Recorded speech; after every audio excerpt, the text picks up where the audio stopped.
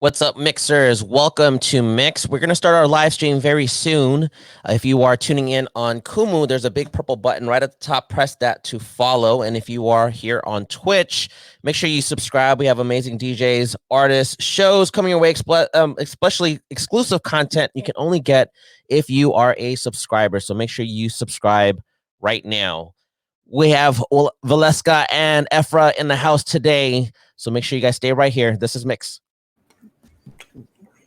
What is up, mixers? Welcome to Mix. DJ Marlino here, Roz right beside me, and we got two amazing YouTubers in the house, Waleska and Efra. What is up, family? How are you? Hey, what's up? Oh, I'm so excited to be here. What's popping, brother? God. Hello. Hola, ¿cómo está? ¿Cómo está? ¿Cómo está mi gente? Thank you so much, Marlino. We'll see you in a bit. We have Waleska and Efra. She just told me the proper pronunciation because I do see a lot of fans from around the world saying Waleska, but it's actually Waleska. That's right. So, I don't want to be cheesy with it, but I'm going to be cheesy with it. So, a little secret. A very little secret is that, I just resigned, but for 2 years, I was the ABS-CBN Global Head of Music, helping to internationalize Filipino talent through the world stage for ABS. And Inigo was my first project and love of my life. That's class. That's class. So we travel the world, from the United States to Canada, to Australia, to Japan, to London. And what you said in that video, it seems like I paid you. Because that is exactly what we want people to see and to hear, and now that the song has blown up and, Inigo and I look back at that time, it's probably over 20 million streams globally. And we were kind of just, he wrote that, you guys know the story. He wrote that song himself, Moves produced it, one of the top Filipino producers. Family also owns ABS-CBN. His name is Chris Lopez. Yeah. And so I think that it was really great to see. And we've done countless Inigo interviews. Your interview that you just did was my favorite by far. Oh, thank you. Every radio station, we went to BBC Radio, we went to SBS in Australia, but the way that you guys do your interviews, it doesn't feel like an interview. It's a conversation. And I feel like it's mi primos, and I love the fact that you touched a little bit about why Filipino culture is very similar to, Latino or to Spanish culture. And it's because, I'm not a historian, so I know there's some historians that they're get me for this, but, the Philippines, we were originally populated by, African tribes, right? Or just, Native American, Native Filipino tribes, because there's over 7,000 islands. And then the Spanish came and they colonized it. It was actually named after King Philip from Spain. So that's why our language, our last name, mi apellido es Cobarrubias, Chris is Chris Lopez. It's very similar. There's a very strong Catholic region alongside Muslim and, different religions, but also our culture, our food, it's very similar. It's because we're family. It's like, and for you guys to experience that, and you're teaching the rest of the world what that means, is just like a blessing from our ancestors to like, okay, this is the time. Yeah. I think it's amazing though. Like, I think it's crazy that just for the fact that we were colonized by the same people and like the similar time frames as well, it dictates so much of our culture and like how we are today. And to me, it's crazy that you guys are like family from like half away in the world. Like, that is just mad. Like, my brain doesn't comprehend that. Is wild. Because it does feel very familiar, Ross. Like it literally feels like, it feels like we're besties, even though we don't know anything about each other. But it's just the cultures are really, really interlaced, interconnected. Like, if you look at Inigo and Alex Ayono and yourself, Efra, like, you guys could become your own CNCO because you all look the same. Like, it's very similar, right? You're very handsome. And so even when you said CNCO, we've been manifesting a collaboration with them. And I'm hoping it can happen. Because Inigo was on an album with Pretty Much. and they were on the same album. Inigo was the artist from the Philippines. CNCO was, representing all of South America. So when that happens, you guys are probably the first people that help that, manifest. And, I'd love for you to be the first ones to premiere it if that happens. And I'm speaking it into existence right now. Please let us know when that happens. Oh my God. It's just the perfect collab. Vocally speaking, rhythmically speaking, it just really fits into they'll each other dance so right. well. They'll have this sort of trendy vibe going on with them. Like it's captivating visually. They're obviously good looking men. So it will be easy to look at. So absolutely. I'm down for it. Where do I sign up, Ross? Where can I need you there. I need you there helping direct the video. But obviously, what I learned as well in that interview is, so tell me the story of Waleska and Efra. Why are you guys so good at analyzing music? You're like the perfect A&Rs. You find the right artist and you talk from a real point of view. You're not just saying like, oh, that video is cool. I like the flowers. Like it really means something to you when you find just say I like the flowers. Yeah. Oh, I like the fact you're swimming or just random shit that a lot of YouTubers do because they just want to react to what people are telling them to. But you actually are A&Rs and you find these songs that most people don't. But tell me the background. Like, I heard you briefly say it before. So you used to travel with artists, and was that in Venezuela? Like, tell me the backstory of how you guys got into music. Would you like me to? No, I can take it. Absolutely, yeah, absolutely. Well, we started in our music journey really, really young in Venezuela. When I was 5, Efra was 3 years old, and we started in a folkloric band for juniors, like for children. It was like a children's band that made folkloric music for grown-ups. It's a really cool concept, and we became very popular in our region, and we started traveling in the country, doing live performances since we were very young. And we did that for how long? For like 10 years, 11 years, like in a row. So we literally grew up in that live performance environment, and that led into being on TV, that led to being a host of TV shows and radio, being very young. And then we had to move to London, and we literally had to start from zero. And Efra went into a sports route, into professional tennis. And then I went into training for performing arts here in London. So more theater inclined and stuff. But it's interesting because when we were kids, Ross, the band that we were in was called La Parrandita Gaitera, which means like the land of like a small. What would it be translated to? Like a small party starter, people. Yeah, it's like a band of juniors, and I was 3 at the time when we first began, so I was kind of like the little mascot. I was kind of like the little pet.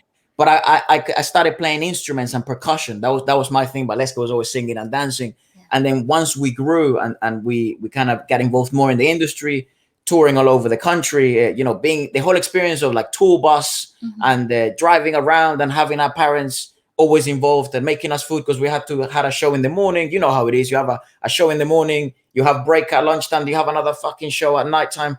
So yes, schedules are very tight, and school and all that stuff. It was a bit wild. So I guess, I don't know if we're the perfect YouTube reviewers or whatever. I don't know about that. I wouldn't say so, but I think maybe where the background comes from is just being exposed hardcore for about 10, 11 years since we were kids.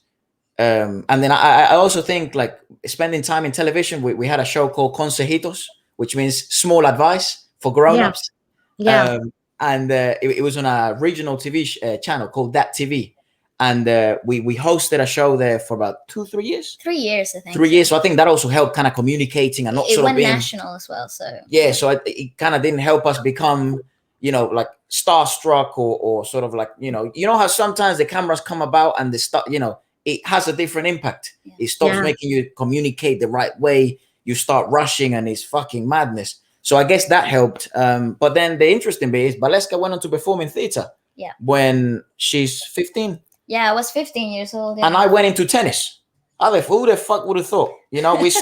We stopped playing music completely. I stopped doing anything related to arts. Yeah. And I just went through with high school here in London and then traveling and playing tennis. And Waleska went hardcore with performing arts. Yeah. And YouTube was the time. So 2 years ago, was when we first began to, you know what, let's reconcile this art part. 2 years ago, like really come back to our roots together. I felt like it was a good moment for us to reunite and do something creative together again. Ross, it felt like something was dying in us for some reason. You know what I mean? I don't know what. I'm sure music is your passion as well, but if you don't do it for a while, or you're not exposed to that world for a while, you kind of feel like a small part of you is just dormant. It's just asleep.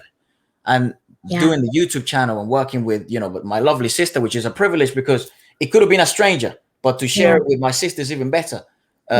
She's probably the one that truly knows me best than everyone else does, apart from my dad and mom. You know what I mean? So you guys are like the original, or like a different iteration of Celino y los Dinos, and you're AB. Oh my god!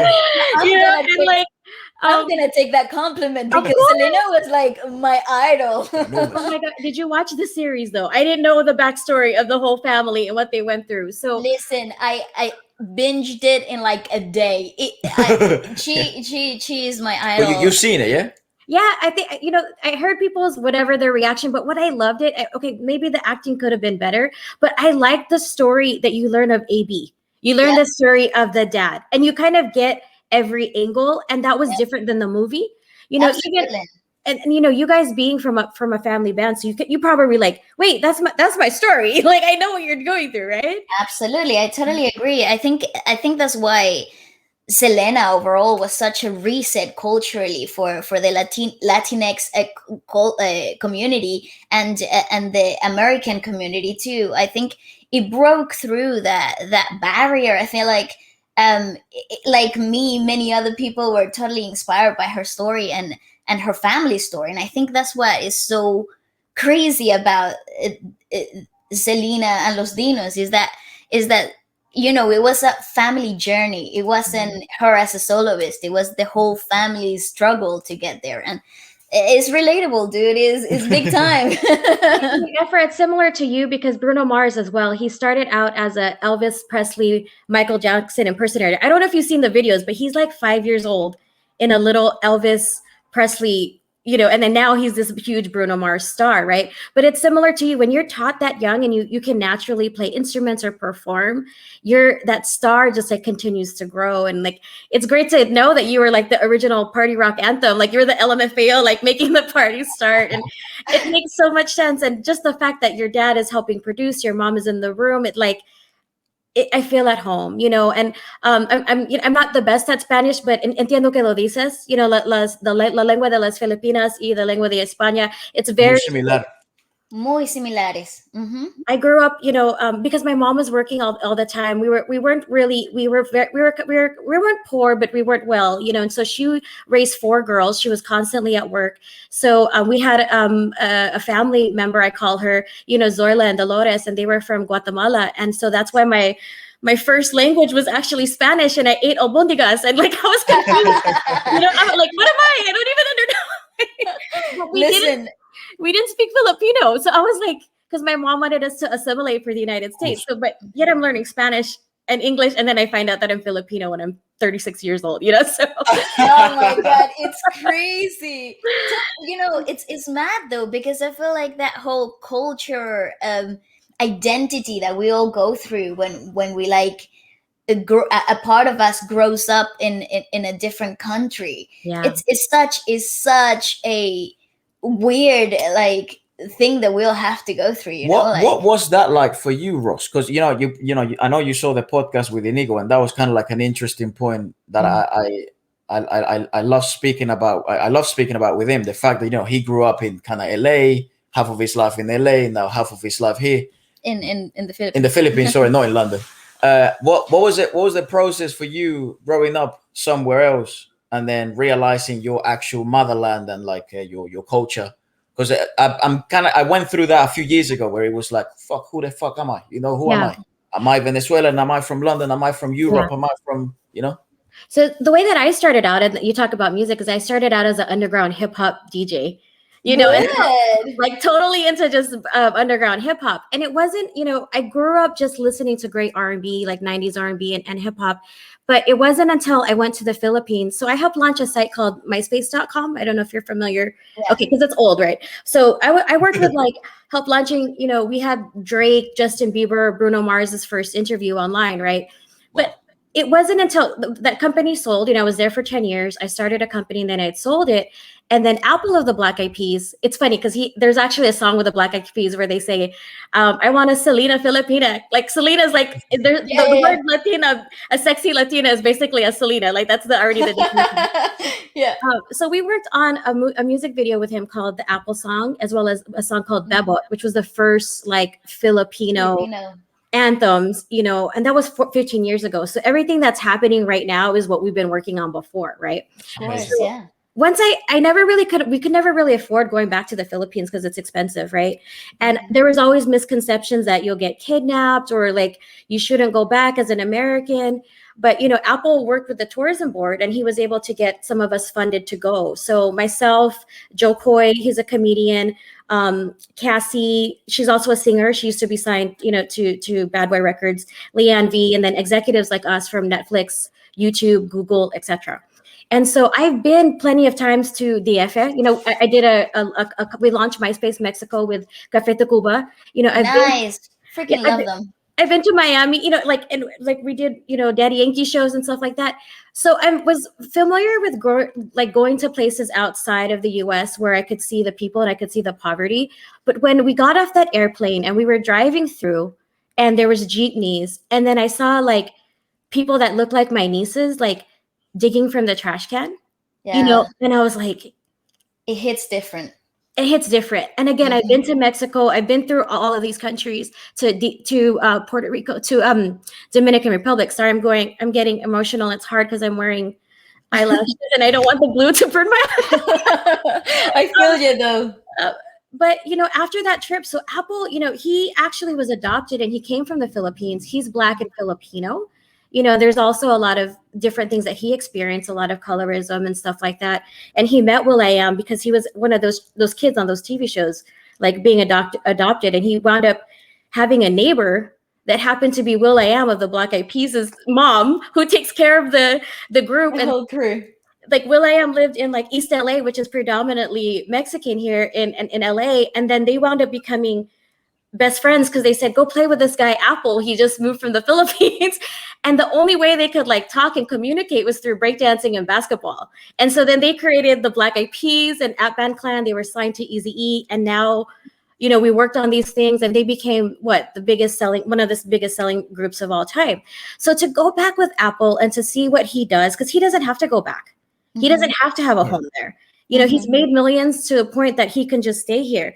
But we went there and he took us to, you know, we stayed at the nicest hotels, but we also saw where he built schools. He's from Pampanga. And then when we walked down the street, five people that are 5 years old, people that are 95 years old are singing the Apple song and they're singing Bebot. And I'm like, wait, we did these songs and videos of these campaigns together. And like, why have I worked 20 years in the music industry and I can only name Bruno Mars, Apple, Joe Coy, Manny Pacquiao of people that I've done anything with? What am I? How come I don't speak my own language? They're talking to me and they're saying marunong Tagalog and I'm like, oh, konti lang. And then I feel like a sense of disappointment because they're like, they feel like they can't communicate with me as much as I want, you know? And so after that experience, you know, the Philippines is a third world country and there's a lot of traffic, but for Apple, there's no traffic. He's like the president, the people's president.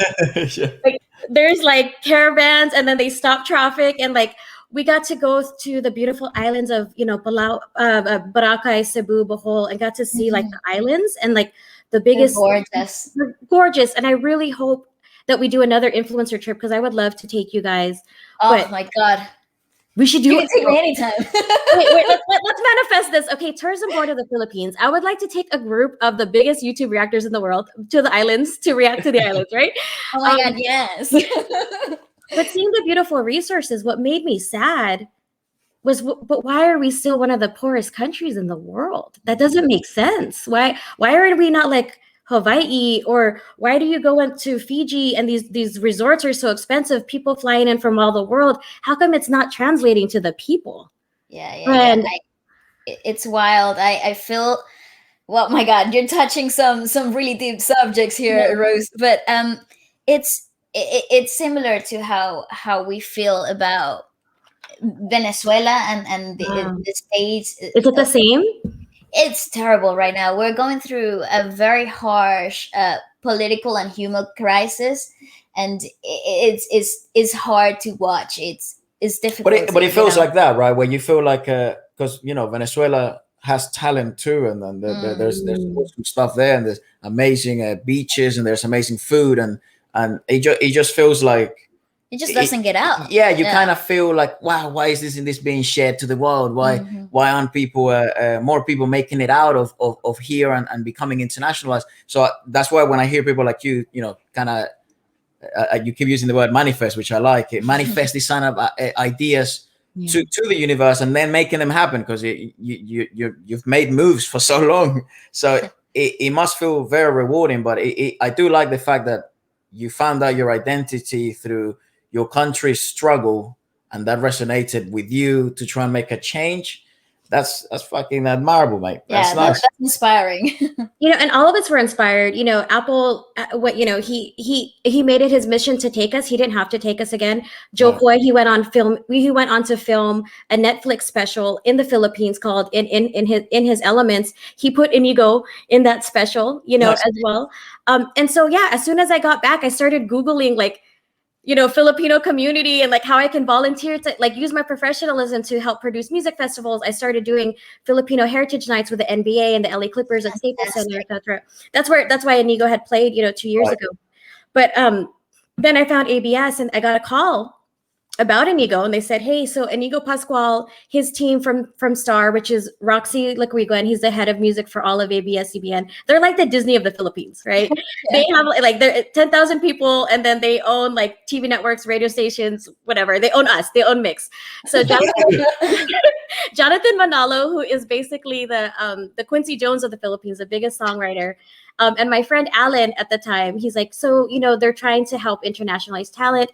Can you meet with them? And I said, Filipino artists? Okay. I was thinking maybe because it's really hard. Bruno Mars and all of these artists, they don't really talk about being Filipino a lot.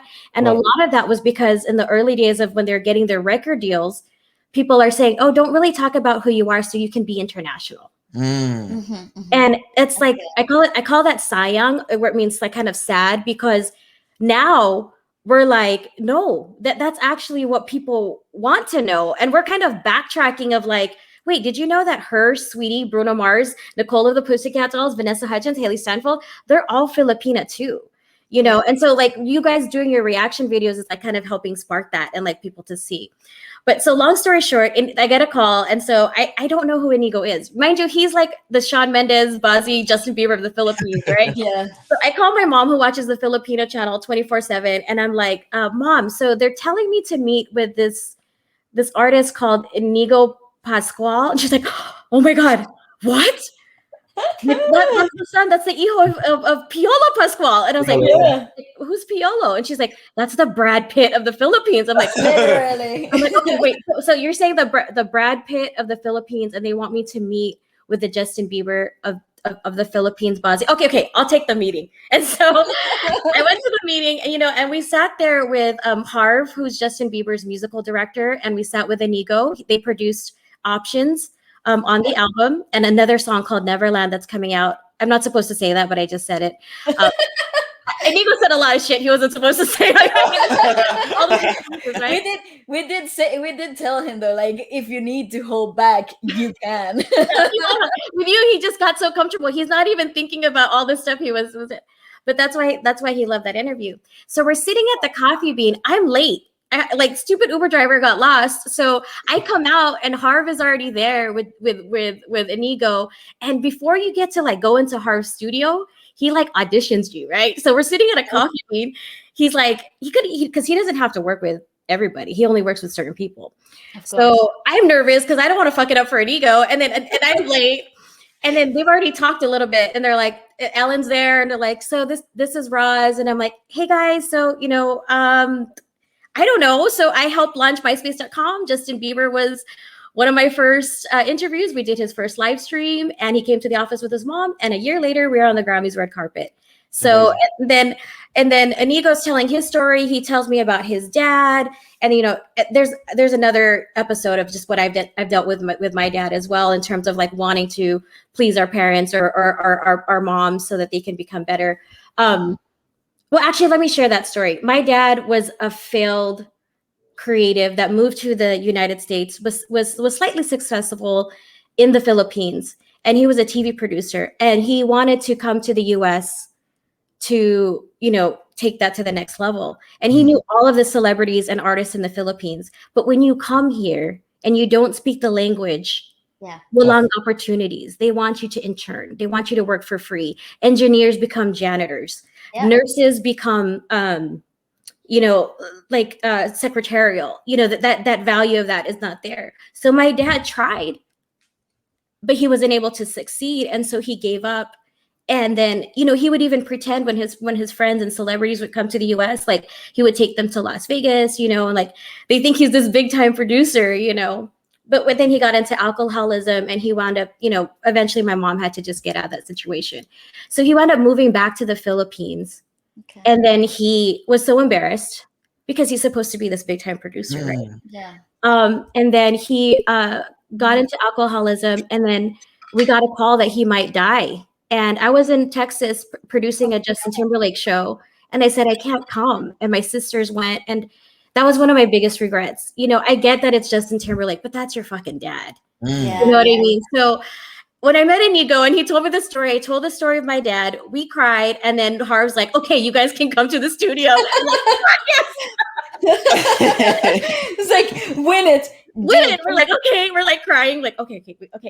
And then, they met, and then magic fucking happened with Options, and Neverland on the album. And, a lot of people didn't get to see Options before, and he wanted you guys to see it because we don't have marketing budgets like the major record labels. It's a smaller company in the Philippines, where the US record labels might have $300,000 to $500,000 to then market and then pay YouTube reactors, like all these different things that we didn't have, right? So, but then when Catching Feelings came out, DJ E-Man of Power 106, who helps break Chris Brown, Jennifer Lopez, etc., said Catching Feelings is a song. And we're like, wait, but that's the one that Inigo just wrote with his ex-girlfriend. Like, are you guys sure? Yeah, but it is, though. Like, they hit the nail on the head. It is. It wasn't wrong, but you know what? It's interesting because, maybe these sort of big budgets are not sort of available or whatever, but it does feel oddly more organic and more sort of like genuine. I actually feel like the result of it is actually more unfiltered. Like, that the opinions that you're getting out are actually what people actually feel, because you're not paying anybody to say any of these things. That's true. That's true. So sorry to interrupt, but you probably agree with this, like especially right now with the whole online thing where you don't know who's genuine, you don't know who's who, right? So and then the biggest bands and the biggest artists right now have managed to build such a strong fan base, because of this this idea of where were you when I was struggling? And then if you still had those fans, then when you're out there in the Grammy or when you're out there winning, awards and stuff, these people really do, then you really understand these fans of mine really do care. So, And Inigo's in a unique situation because his dad is who he is, right? So he's one of the biggest artists in the world. But truthfully, we're doing this on the grind. We're doing this ourselves. His voice got him in all of these places. It had nothing to do with his last name being Pascual. So there was a lot of things that we struggle with, and even the Philippines understanding that he's a true, genuine artist that writes music, original music, not just cover songs. He's also on one of the biggest TV shows, always performing cover songs. So they didn't really get to see the artistry, but they're, with you guys reacting to it, it's really helping them to discover Inigo. And we have some amazing. The next record we have is going to be the biggest one he's had. His first one, Dahil Sa'yo, was one of the most played songs ever in the Philippines. It was on the Billboard charts for 3 months. But I feel like. Yeah, I don't know if you guys have seen it, or you did because you saw it looks like the cafe and stuff like that. Yeah. Another song that Inigo wrote himself, but I feel like this next one, produced by DJ Flicked. I can't say who the the art, but it's a collaboration that is very similar to, I don't know if you heard the Catching Felix remix with J Boog and then Bimala, who's an African producer in Hawaii. But it just feels like, you know, when Justin released Sorry or Magic did Rude, like it's one of those big pop records, you know. Ooh, so nice. Dude, you gotta let us know. We're gonna watch that played everywhere. No, you're gonna be there. No, you're gonna be there, and you're gonna. Yeah, I want you to hear that first. But you know, I think that's why, you know, I don't want to get us too off track about Inigo, but you know, that's why you guys share similar stories, and why he loved the interview. And he normally gets like 20 minutes. You know, he was in the dressing room talking to you guys while he was filming his TV show, but he sat with you for 2 hours because he's like, I don't want to stop.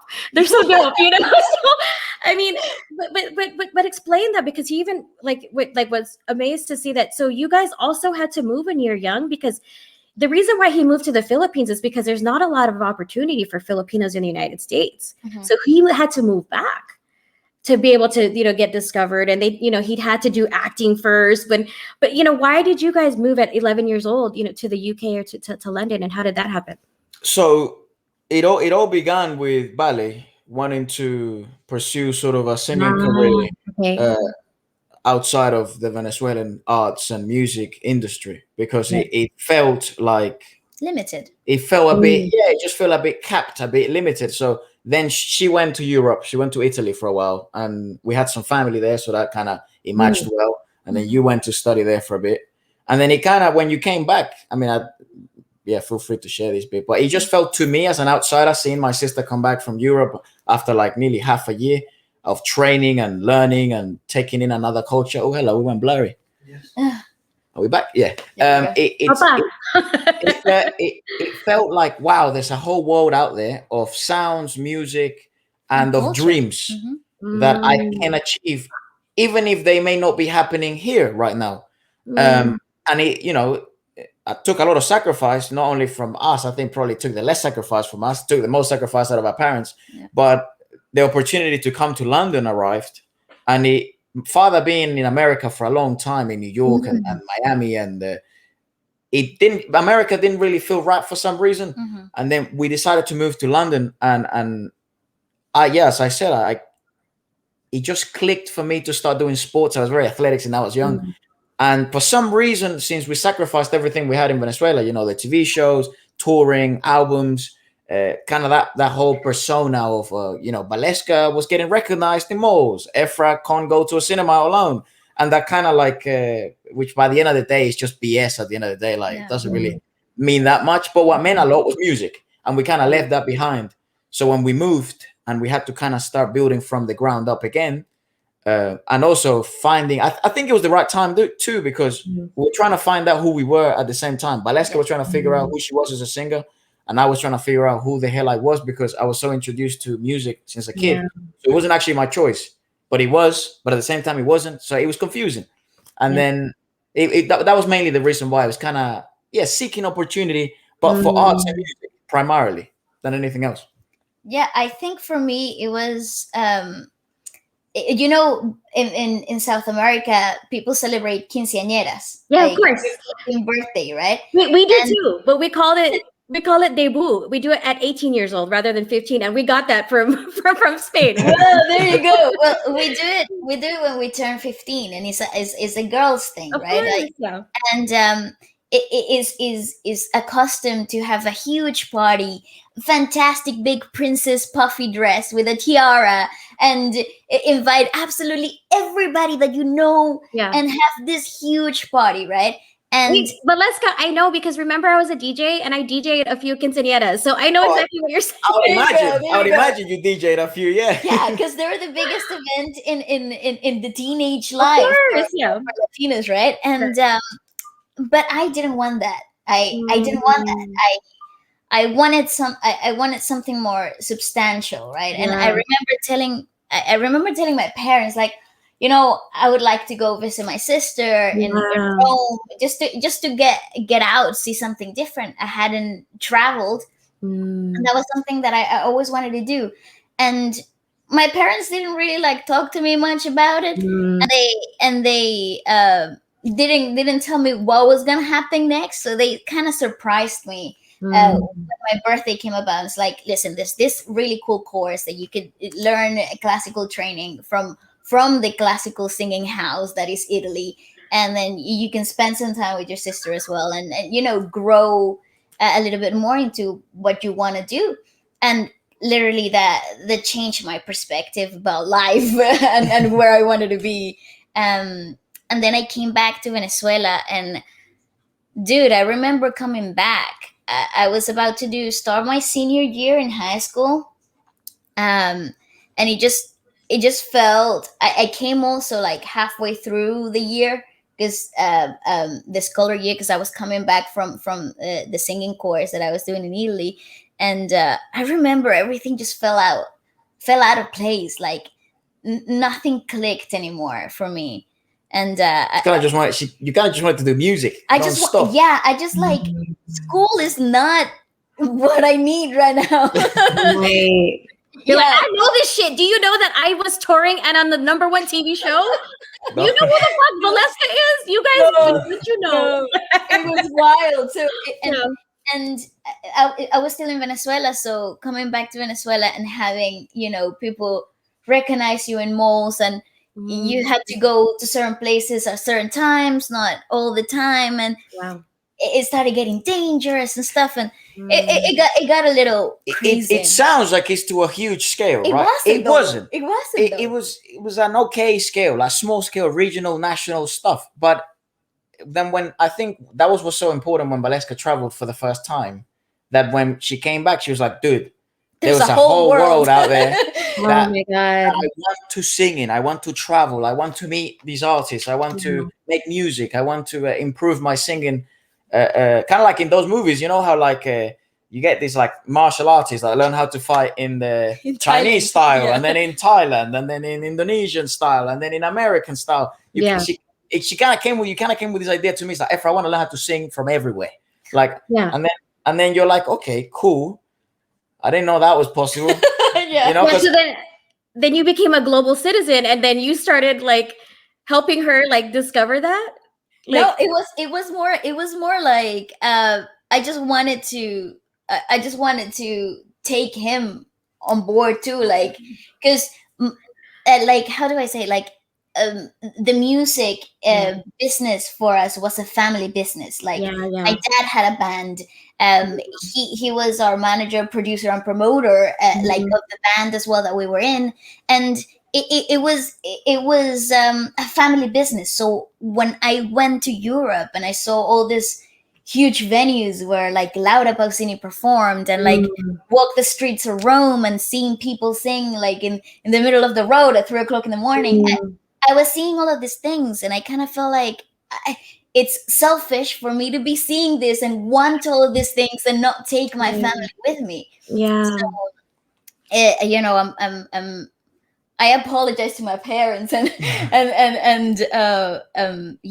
because I know they sacrificed everything for this moment, and it was a big part of Waleska's idea. Like that's why I think in the channel people are always like, oh yeah, awesome stuff. But it's like it's so valid because it came from that idea from the beginning, trying to find new sounds, trying to find expand your horizons in music. And then when the idea of Feature Friday came about, the podcast, and then Feature Friday Plus, the podcast where we interview people, it interlinked with that same idea of, dude, there is so much music out there that we don't know, and that maybe it's not right now in the charts, or maybe it's not right now in the radio, but there's so many industries. I feel one of the most talent-rich industries in the world is the Filipino one. 100%. So it's no wonder that we stumbled upon it, but it's then the rewarding thing was that it actually feels like home, right? It's such a blessing, like the Filipino culture and its music, how it's so ingrained in the culture itself. It's such a blessing. Like I feel blessed to be part of a little bit, like a tiny little grain in the sand of such a beautiful culture, and what you guys represent. It resonates with us so closely. That's basically when we become, I guess, global citizens, if you like. Because then you kind of want to be part of everything.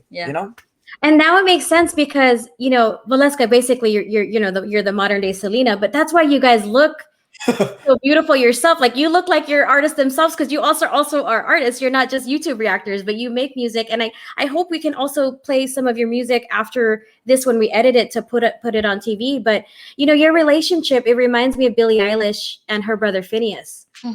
Billie's Billie fucking Eilish. She can hire anybody to be her musical director and tour the world, but it's Phineas that she wants by her side just because she doesn't. No, but I totally understand that. Guy's a genius. He's a smart. Phineas is such a clever musical director there. Like he's such a beautiful composer as well. I adore his stuff. If you want to, like, I love Bruno Major and he's fantastic. No way, no way. You two are besties. Adore him and seeing him work with Phineas in his latest album was so magical. I honestly was like, oh, this is perfect, because both of those composer brains working together was like magic. I mean, that's just another reason why I love you guys, you know. And the truth about Filipino artists is just that we never got to play at a level playing field because we're not supported by the government. We're not supported by, you know, funding from sponsors. And so that's why I resigned from ABS, because I can actually help Filipino artists outside of it, our company, and get the proper funding and get the proper deals, you know, especially now, like artists like Easy Mill. I don't know if you've seen him, but when I checked him out, he's fantastic, dude. He's insane. And it's actually his story, you know, with his very amazing story with his sister and his family and being independent for so long and just putting out tracks and fucking grinding. Another inspiring story, I think. Freaking insanity. But interesting, Ross, and I'd love to hear your thoughts on this. Interesting how the fact that he's become really, really popular now, like he's fucking popping, he's hot. But it was with a track that represented so many feelings of so many Filipino people. Like, I'm proud to be who I am, regardless of where I am. Or what people say about me. And I'm going to carry my flag with pride, regardless of whatever comes after that. That's right. I thought that was the most important message. Like, that shit hits. It's like, damn. That's why we're getting non-Filipino people. Like, I feel like he was speaking to all immigrants that like are growing up somewhere else. Like, that is such a huge, like, the thing is, that's why it resonated with so many people. Absolutely. It just really grows deep in you, because we're not Filipino, but we felt the struggle. Like, we understood what it's like, and it's fantastic. He's an amazing creator too. Thank you for understanding that. Again, that's another project that I worked on. I self-funded a video. I mean, you'll be able to see it. I'll send it to you guys first. But I put 1500 or Nothing, which is the #1 hip hop band for Jay-Z and Kendrick, behind him. We shot it at Studio A, the top Las Vegas recording studio. He's never recorded in a recording studio, only from his home. We hired a Billboard charting Carlos Santana engineer to actually engineer it. And then we aired it on ASAP, you know, the #1, you know, TV show in the world. They had to censor, you know, he was wearing a scarf because it's red and black, because they think of it as like if there's a law there, you can't wear the flag. So no, the one that is online and on his YouTube, it's not censored. It's just him.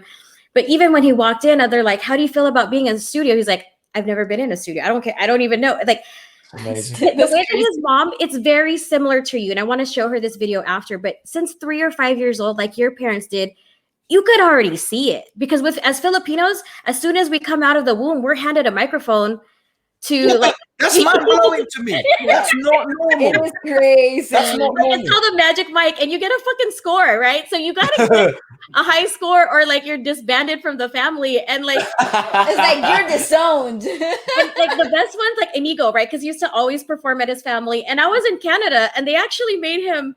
He's already Inigo Pascual. He headlined a festival for like over 100,000 people, but we went to a house party. And they had a band set up, his family. He had to perform again. And it was like the best shit I've ever seen. You know, imagine this kid. We even went to a karaoke bar, right?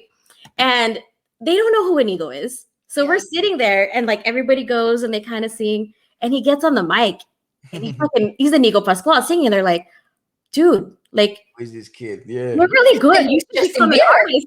I know. Like, it's crazy though. You know what I don't get though from Filipinos and like your culture? Like, I don't get how do you sound so good with the freaking karaoke? Back home you sing karaoke. Those karaoke suck. No. Not only suck, but you suck. I was like, nobody ever sounds good in a karaoke. No, I don't know how you guys do it. That's the secret. Is because our lolas, our grandmas, our abuelas, our family. All the titos and titas teaching you how to do stuff because, my God. Yeah, but they know. They're like, dude, we can make some extra money by you guys performing as a cover band, as like quinceañeras, as debut, like, let's go. That's absolutely. That's usually how it begins, right? Freaking fire. Oh my God, I love you guys. I know we have to cut off soon because I want to keep you too long. But so what everybody's learning is that, again, Filipinos are a fusion culture. We're Black, we're Spanish, we're Asian, and mix of languages as well as similar names. And you talked a little bit about that sometimes being an issue of like, now that you're in London and you guys are these stars that you were, as well as the stars that you are now. And then you also... I don't know about that, Ross. I think you're being too abundant, too generous here. We'll wait till this MYXed Global interview airs. We're like, can we book Waleska? No, but you sometimes you struggle with your identity as being who Venezuelan in the UK, which is a mix of cultures, but at the same time, like, how do you preserve that? That's a tough question. I have an answer if you want. Yeah, go ahead. I'll formulate mine. We actually had this conversation at home the other day. Like, what do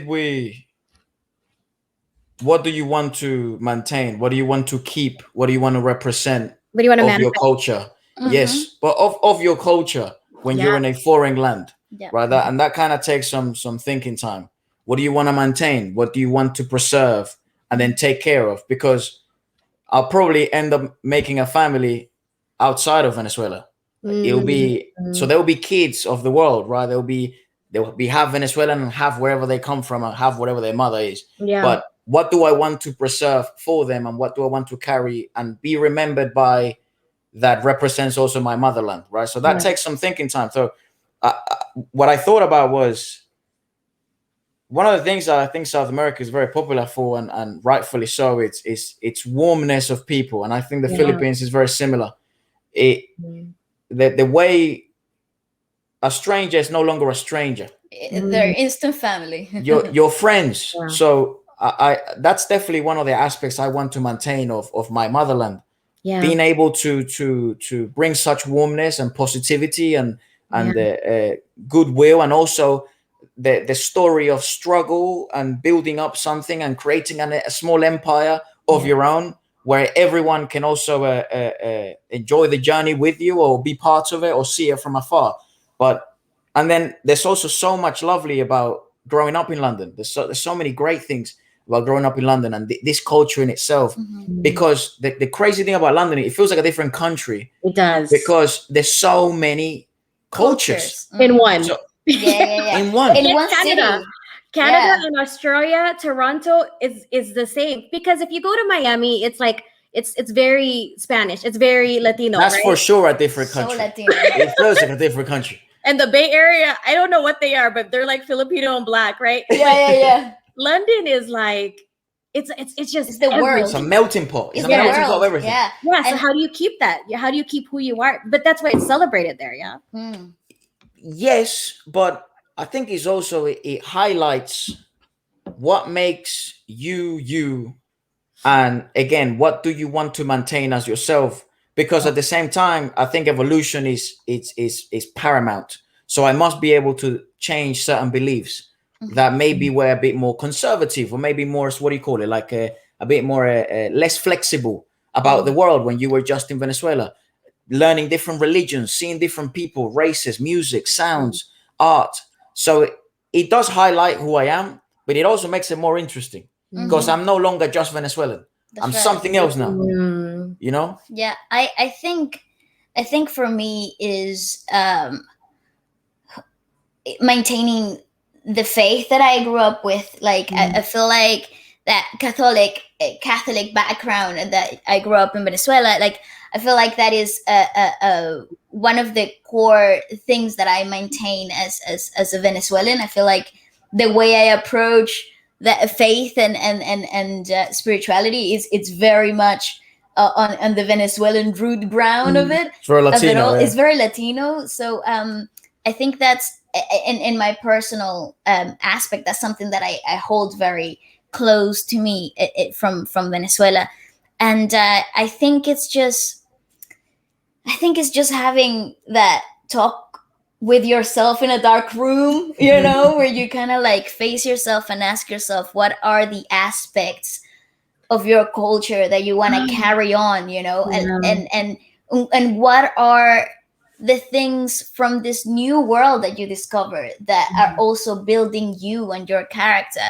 And you know, I've come to the conclusion that you know, you don't belong here, but you don't belong back home anymore. So you are this new thing where combines both elements, and you're not half anymore, you're whole, because you're combining so many things at the same time. You also have a responsibility though to carry your motherland with pride. Absolutely. Which I think that's what I like a lot about Easy Meal, which he does. Right. So it does feel like you also become responsible when a few people are watching to make sure that you represent who you are from your veins and wherever you were born proudly and with respect and with highlight the good things about your culture and how you were brought up, and you know, it's a little battle that you have to go through when you develop yourself as an artist, as a person in so many different places. But your roots are like the foundation of your building, so you gotta keep them alive. Like you gotta water that plant, you gotta, you know. So sometimes when we speak too much English at home, my mom's like, no, háblame en español.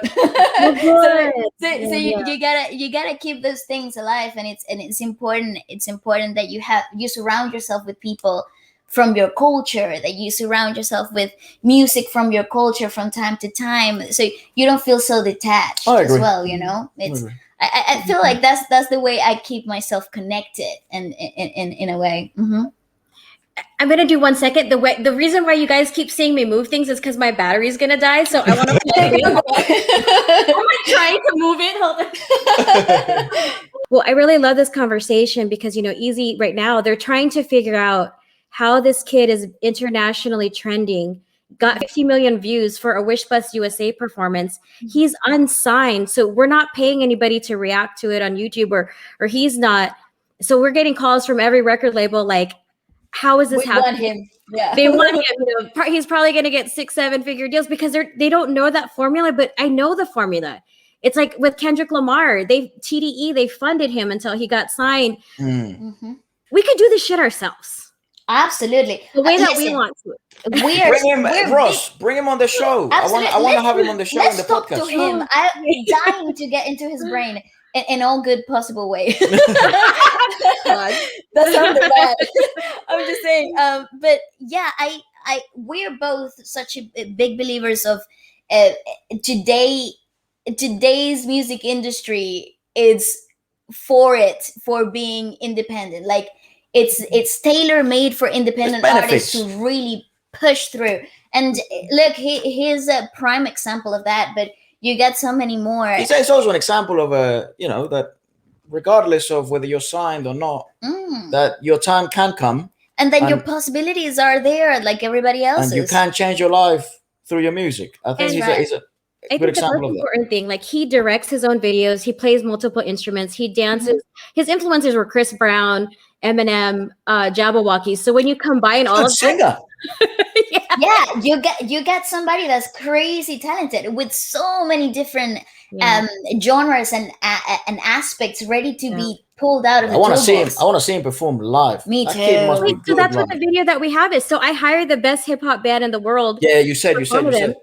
But I told ASAP and ABS, I was like, if you're gonna censor and have to blur that out, you know, they don't care about that in the United States. So we're gonna air my version where you could see the flag because he's wearing red and blue and yellow on purpose. Manny Pacquiao made a jacket with Nike that is basically the Filipino flag. And Apple has it at his house as a 12-foot Funko Pop from the Black Eyed Peas. Like, I love that. You can't like the song is about patriotism. It's about bringing, I don't know if you guys know, he's rapping in three of our biggest dialects, which is English, Tagalog or Filipino, as well as Ilocano and Visayan. Yeah. This is 7,000 islands that have many dialects, but he's doing the three biggest and he's talking about patriotism. So if he's wearing a scarf that's not even a flag, that's red, blue, and yellow, can you understand? Like it? No, we're bringing the country together. And so he put it on his YouTube. I'm going to share it with you guys as well. We also have a beautiful piece of telling how he was raised by his family. His mom and dad were actually cover song. It's very similar.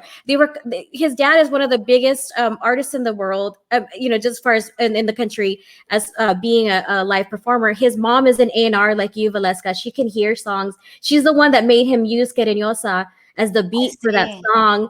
And it's Filipino, but we got Black, white, Latino, just like fucking getting it, So fuck, Mr. Record Label when you're like, oh, I don't think you should talk about being Filipino, or I don't think we should promote to Filipino America. I don't think that we should do Tagalog. It's like, no, we did it, and we got the plays. So the way that you can support is maybe radio or marketing or something like that. But other than that, we got this, So I'm so happy. Listen.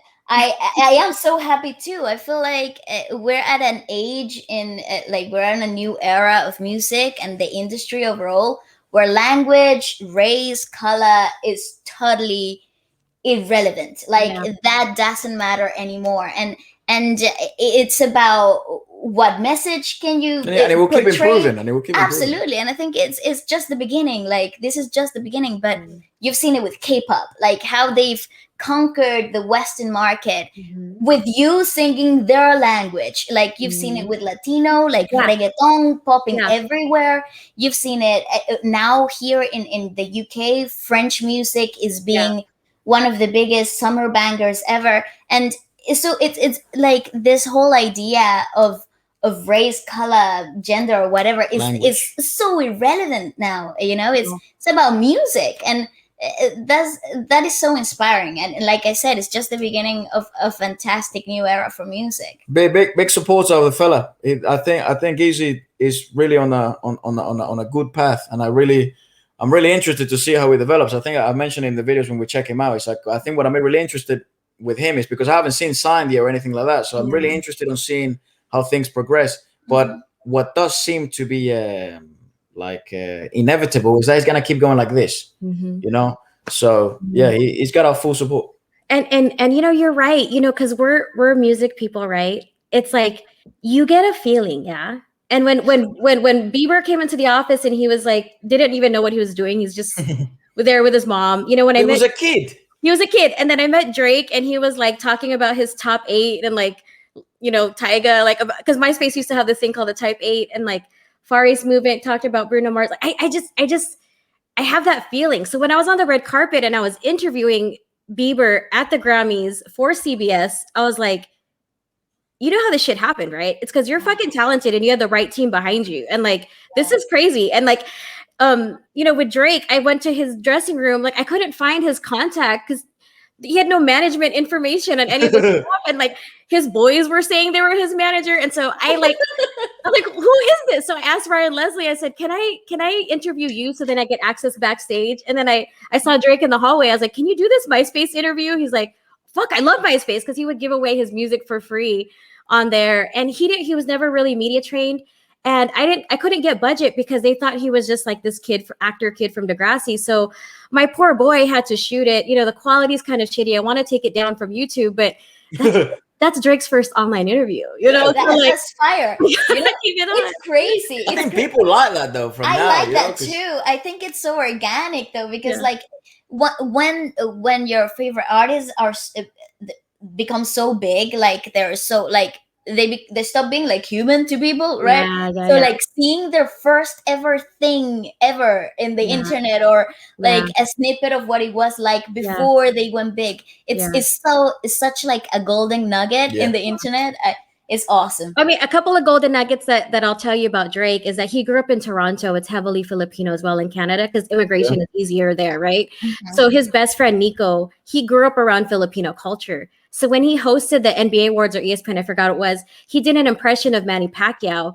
Perfect. It's because he's been in those households and he put his best friend Nico in there. Like, and then he also produced a song called The Motto. I don't know if you remember, it had the Bay Area. But DJ Franzen, who he calls Franny, Franny at the Cribbo, he's Filipino and he's also in Las Vegas and he's one of Jay-Z's really close friends. So a lot of these artists have Filipino influencers, and then our DJs work at the top radio stations constantly, but we're constantly having to do other cultures because we can't really talk about, or show that. But now it's starting to happen. Easy Mill, he's going to release his Power 106 freestyle soon. And DJ E-Man is a program director. He's Filipino, breaking Chris Brown and Jennifer Lopez and stuff like that. So we're kind of there. We're just waiting for the right talent because it has to be the right one. Like, you didn't just get in the door because you're Filipino. You got in the door because you're dope. And then you happen to be Filipino, and Latinos, I love you because they're not at the labels. They know their numbers on YouTube. They're like, fuck you, you're gonna learn Spanish. Despacito, no, it's gonna be in Spanish, and Justin Bieber is gonna be on it singing in Spanish. And I love that. I love that moment. And for like Black Eyed Peas did a whole album with Asuna and Jay Ray and Maluma, and people don't know, aside from Apple being Filipino, the girl that sings now with them, J. Ray Soul, Jessica Reynoso, she's also Black and Filipino, and Apple discovered her on The Voice. But she's getting nominated for Latin Music Awards because Mamacita got 330 million plays. So they're learning that she's Black and Filipina, but really Filipinas are Latina, so it's very it's the same, and it's all kind of coming together. I totally agree that Latina Filipino similarities and the connection, mannerisms and ways of speaking and singing, absolutely. That's why I see it. That's why I was so interested in hearing Inigo speaking Spanish, singing in Spanish. Efra was like, all Filipinos can speak Spanish, just not activated. It's just not activated. It's true. I speak Spanish. Just go better than Tagalog. So mi apellido is Alba from my mom, Inigo Pascual, right? So it rolls off the tongue, and I can tell, all of this stuff. But Tagalog has been so hard for me. But it's because the Spanish is more activated, like you said. I love when you said that. I was like, that fucking needs to be cut out and then shared across social media. All Filipinos can speak Spanish. It's just not activated. That's the only issue. The only problem is, Ros, I don't think all Latinos can speak Tagalog because I've tried and it's hard. Waleska tried. Right, she did that cover of Paubaya, and apparently it was good, pronunciation was. You gotta let me know if it is. I haven't seen it. I'll send it to you. It's oh my god, Moira is one of my favorites. So she's she's awesome. She's the top streaming artist in the Philippines and some parts of Asia. She's like the Adele of the Philippines, dude. The weird thing is, Vale does the cover, yeah? Vale won't say this because she's too, I don't know, modest or humble. But the weird thing is, Vale does the cover, and it does amazing. It does 200,000 views. And then Moira comments on her Instagram. And we don't know. It's nighttime. And Vale checks the phone, and it's holy shit. Moira Dela Torre commented on the video, saying, thanks for speaking our beautiful language. And this was maybe 1 a.m. in the morning. No sleep for 24 hours. I was so hyped. So Moira, if you're watching, you didn't let me sleep either, son. So oh my god, Moira, I love you. Moira is my ate. She just did a really great collab with Pink Sweats as well. But I need 17, right? Awesome. We also checked that out. That was awesome. MYX owns the music rights because again, ABS is like the Disney, so we own labels, publishing. So we're gonna air that after as well on here. Your cover of Moira, we're gonna get it to 1 million plays, I guarantee.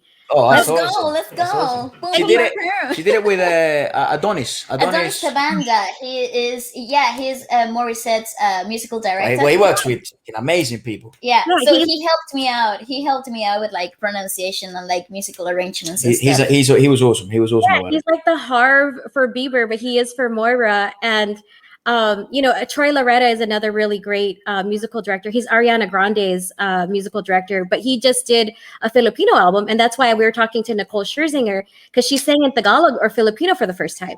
And she remembered who she was because I was like, when we would see you on TV, we felt like that's us. from MTV, like Eden's Pops Crush that she was on, to becoming Pussycat Dolls, to X Factor, to the Masked Singer. Like, and she's like, I didn't realize that, because I helped put her in an Emmy commercial with Lin-Manuel Miranda from Hamilton, as well as Billy Porter. And she just realized, she's like, I never really knew that having the power of like my skin on TV, what it means to people. Right. And I can't wait. I mean, we're gonna bring her Filipino food, hopefully some chicken adobo with Guapdad and I saw she likes the adobo, doesn't she? I love she's adobo. Never tried it. Oh, she's never tried it. When I saw the interview you guys did, I think, with her, and there was like a music video with like chicken. Yeah, there's a lot of chicken involved. Yeah, so March 19th, we're releasing Guapdad 4000, who's Black and Filipino. He Grammy nominated for his work with J. Cole and, Chris Brown and, Guapdad, of course. Yeah, and then Illmind, who is a multi-platinum Grammy awarded producer for Drake, Beyonce, Jay-Z. They combined and made this whole album called 1176. So Guap is actually raised in Oakland, predominantly Black. He's Black, but his Lola or his abuela or his grandma raised him, and like always was like kind of like protecting him and saying, look, there's colorism, when we go to church and it's all Filipino, you're going to be a Black Filipino, just be prepared. And so his life growing up there, and being biracial and, being Bay Area, like that's what this album is about. So sick. He released I like that. How Many is like that hip hop record. Everybody's coming out. They have a really great, like another version of it coming out that's going to kill it. And then I just launched the How Many challenge. So people like Easy Mill, Rubio Bar, etc. are freestyling it. And then there's Shiwana. He's doing that with Pilo, another really great producer, Filipino producer and artist that, collaborated with E40 and a lot of the Bay Area, produces for Kehlani, etc. And then fucking Chicken Adobo is going to be, just like Bebo that we did in 2004, because a number of things. We are making mainstream chicken adobo, and that's not just for us. Adobo is also in for Latin culture. There's adobo like flavoring, right? I was gonna say here. That's why. Okay, so here in London, the Filipino community is huge, right? Yes. You got so many Filipinos here that are absolutely killing it as well in their own thing. And so you kind of like get together naturally, right?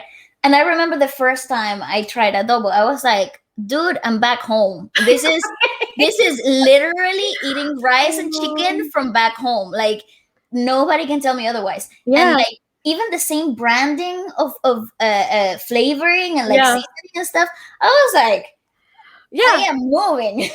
Adobo basically is pollo or chicken, vinegar, and soy sauce, and then some garlic. Like that's the secret to adobo. Like we've all been eating it for years. It's arroz con pollo, like at Puerto Segura, and they have this amazing restaurant in Miami called Puerto Segura. It's basically arroz con pollo. It's like it's the same taste. Oh, I'm getting hungry.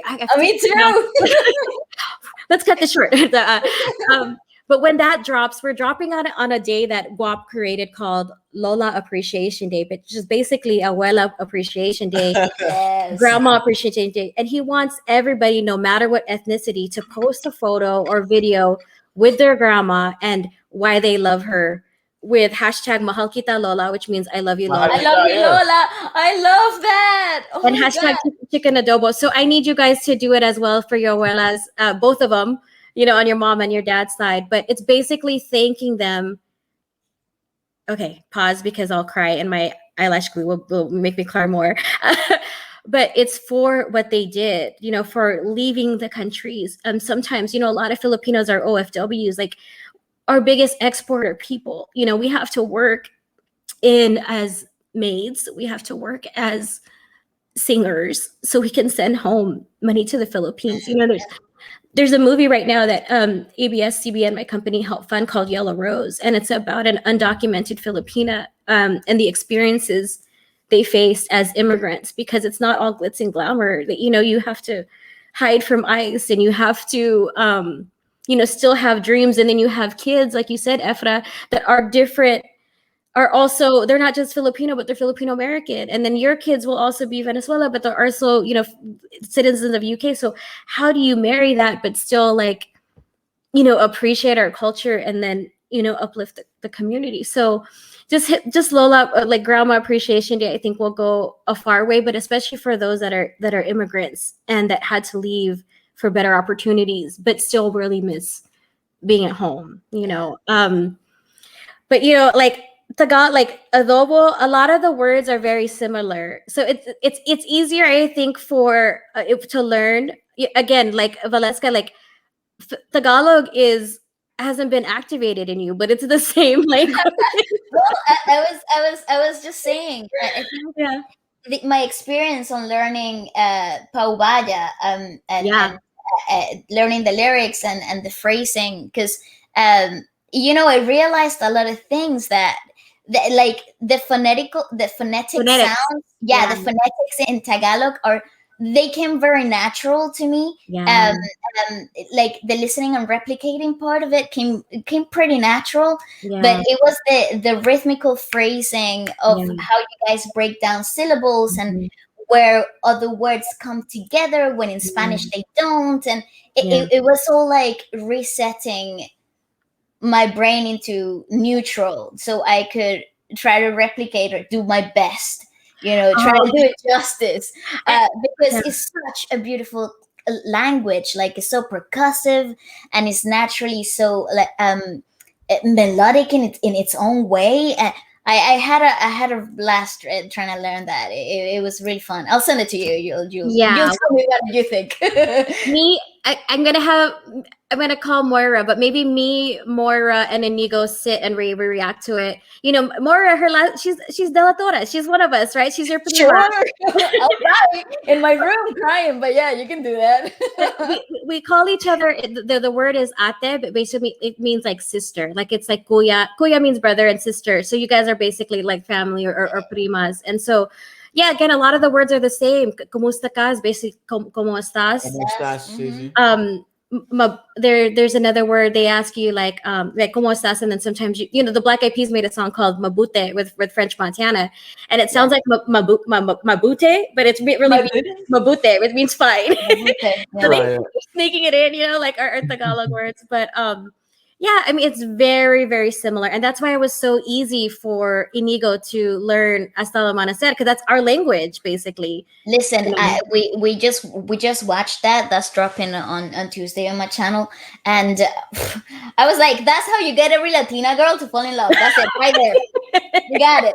It was just so clear to me. It was fantastic. They look like the same. They look like twin brothers that were separated at birth. And Alex, he had the #1 movie on Netflix with his movie called Finding Oana, and he's Samoan and white, and also Samoan. There was another, I forgot what it's called, and then the fans will comment below. But he's also another part of I think it's Chamari. Marlene, I'll type it, find it, and then. But anyways, they're both not Latino, but it looks like two handsome Latino brothers. They do. Like, singing their favorite like song they grew up to. You know? Literally, I totally agree with that statement. They kill that. I think pronunciation was fine, and actually vocal tonality, like their vocal tonality, the both of them, it's actually pretty similar too. They blended it in so freaking well. So the first time I met Inigo, like we're sitting, and I was like, okay. Oh no, actually the second time he came to he was during the Grammys, right? And I was like, so tell me who you listen to, who you like. He's like, I like Alex Ayono. I was like, what? He's like, Leroy Sanchez. And I called Alex, and I was like, wait, so can you collaborate with Inigo? You know Leroy Sanchez? He's also from Spain. I was like, can you collaborate with Inigo? And they all just showed up, and they fucking, if you haven't seen the Leroy Sanchez and Inigo like Ariana Grande mashup, I've seen that one. It's amazing. And like, you know, Leroy's out of this world. I don't even know where that but again, it's Spain, right? But the I don't even get me started with Spanish music. It's amazing, dude. My God, some of my my utmost favorite composers and singers are literally from dude, Pablo Spain. Lopez, that guy is an absolute genius. Check Pablo him out if Alboran, you don't know who he is. Pablo Lopez, okay. Yeah. Pablo Alboran also, he is crazy good. He's like a legend, living legend. You got Antonio Orozco, freaking Alejandro Sanz. Obviously, Rosalia. Alejandro Sanz. Again, so I helped launch MySpace Latino. And the only reason why it failed is because they put the entire site in Spanish and realizing the second gen doesn't necessarily speak. I tried to tell them, I'm like, we speak English. Like, why is it like MySpace Latino and you think they're going to like it because it's in Latino? No, let's just keep it the same. Anyway. Remember, you had MySpace, didn't you? I had MySpace. Yeah, I did. Like, you took find it. No, please don't. Jesus. Dude, I don't want to know. You know what, Ross? Some of our old albums from La Parrandita Gaitera are actually in MySpace. Might be on MySpace. Please don't look at. Why am I giving information to the world? I still have the way to log in and get it. I'd imagine you have the backlogin bit. Oh my gosh. That'd be funny if you can find it. I used to have what was called like a Jesus account where I could log in to all the pages, right? But so I would get calls from like artists or friends like wanting to get into their girlfriend's pages or their boyfriends to see if they're cheating. I'm like, I can't do that. No, that's not I love how you call it the Jesus page. It's like the Almighty. Yeah. like Tom, you remember Tom Anderson? He used to like be able to access everything. And the thing that I love about Tom is that he once he was able to like they sold it, he just travels the world now as a photographer, and it's MySpace Tom as his handle. But I know that Marleno's going crazy because we're keeping this really long, but I have a couple more questions for you. Oh, yeah, go for it. What has been or who has been your favorite Filipino artist? I'm to react to, and I can't wait to show you more amazing talent. But who has that been for you and why? Okay, recently though, I think James Reid blew my freaking mind off, like with his Soda performance in the Wish Bus. That song is good. Not only the song, but the arrangements, the vocals. It was all so smooth, so flawless. Do you know his band? Gave me huge Anderson .Paak, Free Nationals, and Bruno Mars new collab. I like. Do you know who his band is, Ross? Well, there's a couple of things I wanted to say. So that video for Bruno Mars, as well as all of like Uptown Funk and Finesse, remember they made it 90s with Cardi B? Yes. Phil Tayag, who is one of the first Jabberwockies, is his creative director, always also Filipino. James, his band, they put that together. So Careless Music is it's similar to Targier. Is one of the biggest indie labels. So they assembled that band and they just have the best of the best as well. But what's interesting about James Reid, and Marleno is here as well, but he started out as an actor as well. He was on this show called Pinoy Big Brother, right? So he's this like half Australian, half Filipino on this show with Brett Jackson, the founder of Careless. And then they're just like, hey, like, let's do music, Yeah. So James Reid becomes this huge, like, actor. What's the equivalent? Who's like the biggest actor right now that's young? Like I don't know. I don't know. I think that's what's the geezer from Disney that's doing the High School Musical fella that the whole driver license song was about? Oh, Olivia Rodrigo. The guy that she was talking about. Well, or supposedly talking about. Darren Criss, or who? I don't know who that is. He seems to be pretty hot right now, right? Like doing a lot of movies and stuff. Yeah. I don't know his name. My bad. I don't watch many movies or like series. That's not what I do. I bet you guys haven't even seen our telenovelas or teleseries because we got the idea from Latinos. So there's a lot of shows, and James Reid and Nadine, they were on this 145 episode telenovela on the Filipino channel called TFC. So we're airing it now every Wednesday because we put English translation. We edited to 24 episodes. It's called, On the Wings of Love, basically after the song On the Wings of Love. So anyhow, James skyrockets to success with all these movies and everything. And, he was a part of a love team with this beautiful artist named Nadine Lustre as well. And then now he owns the record label Careless, and he's collaborating with Far East Movement and Transparent Arts to internationalize that. Mm-hmm. So that's why Soda is like, when we heard that, Marleno premiered it, we're like, this song is the right marketing and promotion. This song is fucking amazing. Honestly, I thought that to me did it like recently. And well, if you're gonna talk about favorites, I think JR Kyla, freaking Regine Velasquez, Morissette, KZ, Tandingan, Michael, Daryl, Bugoy. Do you want me to keep going? Oh my God, so many. Your Bugoy interview made me cry. I mean, he's like the fucking. I don't even know. He's a class act. He's such a class act. Unbelievable. And I listen, when I said that I was inspired, I meant it with absolutely every inch of my soul. That Yeah, dude. After doing that podcast with Bugoy, I was so pumped. I had to work out straight away. I was like, no, I gotta get this out of my system. Like, this guy's fucking. He's telling me my dreams are possible because his was like, yeah, let's bang out some press ups. It was beautiful. Bugoy, like he did his interview with Nico Blitz here, and he's there. He's like, bro, like you were like this farmer in the Philippines that barely didn't have any money. And Casey also has a very similar story. If you look up her X Factor story, he's like, how did you figure it out? He's like, I was in the cornfields, and then I would see the corns like moving. And he thought those were people waving at him. I mean, it's just unbelievable. The fact that he learned to sing to his water buffalo, and that's how he like got, like, come on, what are like? Oh my God! I think if you thought you had it hard, like, here's a slap in the face. Get your act together. You know what I'm saying? No, it's brilliant. It's so true, because I think when Will.i.am, Apple would tell him stories about his water buffalo as a pet, and Will's like, no, and he's like, you think like East LA is like because he really loved East LA, and like Will's like, we're in the ghetto, right? Like he's like, he's like, you don't even know the ghetto. I used to have to pump water, and with my water buffalo, I would take it, and Will's like, no, I don't believe this. So Apple got really homesick when the Black Eyed Peas started blowing up, and he wanted to go home, but he didn't really have resources. Will.i.am promised him. He said, I'm gonna take you back to the Philippines. Damn, that hits hard. So they worked fucking hard. They become one of the biggest groups of all time. So when they get to Manila with Fergie, Will, Apple shows him the water buffalo, like the basketball court he grew up in. And like, I mean, we got to give it up to Will.i.am, because like he really promised him that he'd bring his best friend back. That's amazing. And Will is also a host or a judge on, X Factor UK and Australia. And then every time he sees a Filipino artist, he's always like, my best friend's Filipino. I've been to the Philippines, trying to get them on his team. Yeah.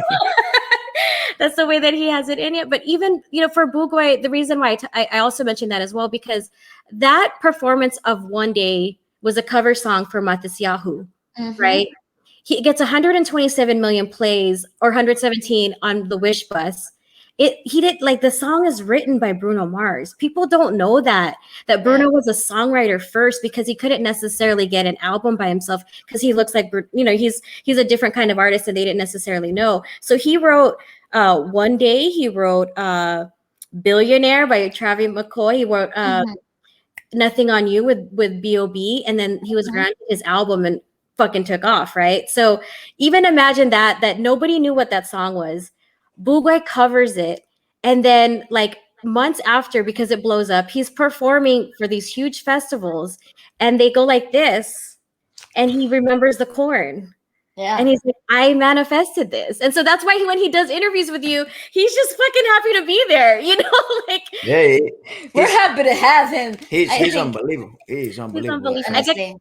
I'm getting calls right now from Africa for him to perform at Sing for Africa, and when they're going to open up again, and he's going to change. That'd be awesome. Huge. That's awesome. That's huge. That's closer to you guys. So I think you guys can come out there as well. And we also have London Barrio Fiesta in UK, where we had over 50K people, and I brought them, both KZ and Inigo, to BBC Radio. But I really wish we knew you guys back then, because we would be like, tell us where to go. We ate at this like okay restaurant, but you would have probably took us to some really good food, like some really good Venezuelan food. Venezuelan food in London? Yes, there's a few Colombian and Venezuelan restaurants here and there. Oh my God, we're going. I mean, we only ate Nando's and Mama Santos. No, if you come to London, you didn't come to London if you didn't have any Nando's though. Like, we basically ate at El Pollo Loco of London instead of the real deal. That's right. I'm gonna be hated here, but I might as well not say. No, don't say. Because people love Nando's here, so I'm gonna get. No, here's the thing. If you came to London and you didn't have Nando's, you didn't come to London. Yeah.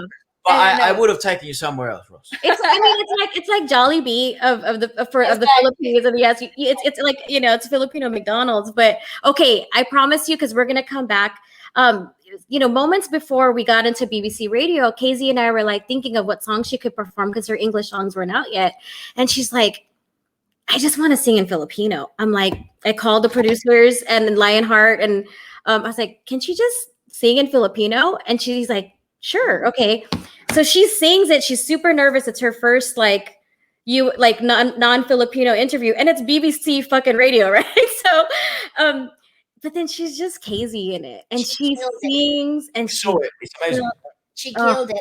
I think, and I know I've said it before, but like radio performances are one of the toughest things to get right. The environment is not for live music, even though it's radio. It's like the equalization it's for plosives and speaking, and it enhances things that in music they're not usually like the spotlight is not on it. So it blows my mind when I see somebody like KC or Inigo or like, you know, everybody that goes to the Wish Buzz, because the environment is so delicate. It's such a it's not easy. It's such an iffy thing to get right, and Casey just murders one after the other, and it's so her in especially such because it was like a. So apologies to interrupt. That's okay. It was they gave her a mic and then play track. Let's go. So whoa, Jesus Christ, and it's live, by the way. So oh fuck. Even the way she does, like, she makes instruments for their phone, like or she did Rolling in the Deep, right? Because she won this competition show in China, and she was on there with Jessie J. And the way she sings Rolling in the Deep is like she makes different words, and like it's just so like, I feel like when I first saw Chiquita, because again I was at MySpace Latino, I was like, wait, she was just like, you know, she just had jeans and a t-shirt, and I was like, she's gonna fucking perform at the Super Bowl one day, and she performed with Jennifer Lopez, you know. It's like, you know, and Casey has that. Alicia Keys is gonna be watching her and like, who the fuck is that? Like, you know, I'm so excited about that. But Marlino, I need to show a clip of my favorite, like just Waleska and Efra's James Reid soda reaction. Let's show a quick clip just to show what sure. Yeah, go for it. Feature Friday. The freshest. The next person we've got on the list. Also very requested. Yeah, very requested, and I actually don't know anything about him yet. Me neither. We don't know anything about him. All we know is that you guys think we're gonna enjoy his music, and since you seem to know our taste and stuff like that. And his name is James Reid, and this is in the Wish Bus called Soda. I think it is like a band and it is acoustic, so that's why I thought it was time to put it in here instead of Feature Friday Extra. One of the things is very difficult to do every sort of request because it's just hard. But the good news is obviously we post videos throughout the week, so do keep putting your requests. We will check them out all. So. Absolutely. Okay.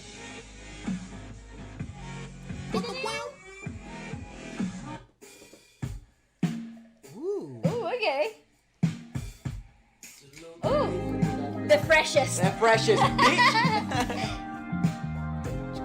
Ooh, how cool! Ooh, I'm liking it already though. 1975-ish.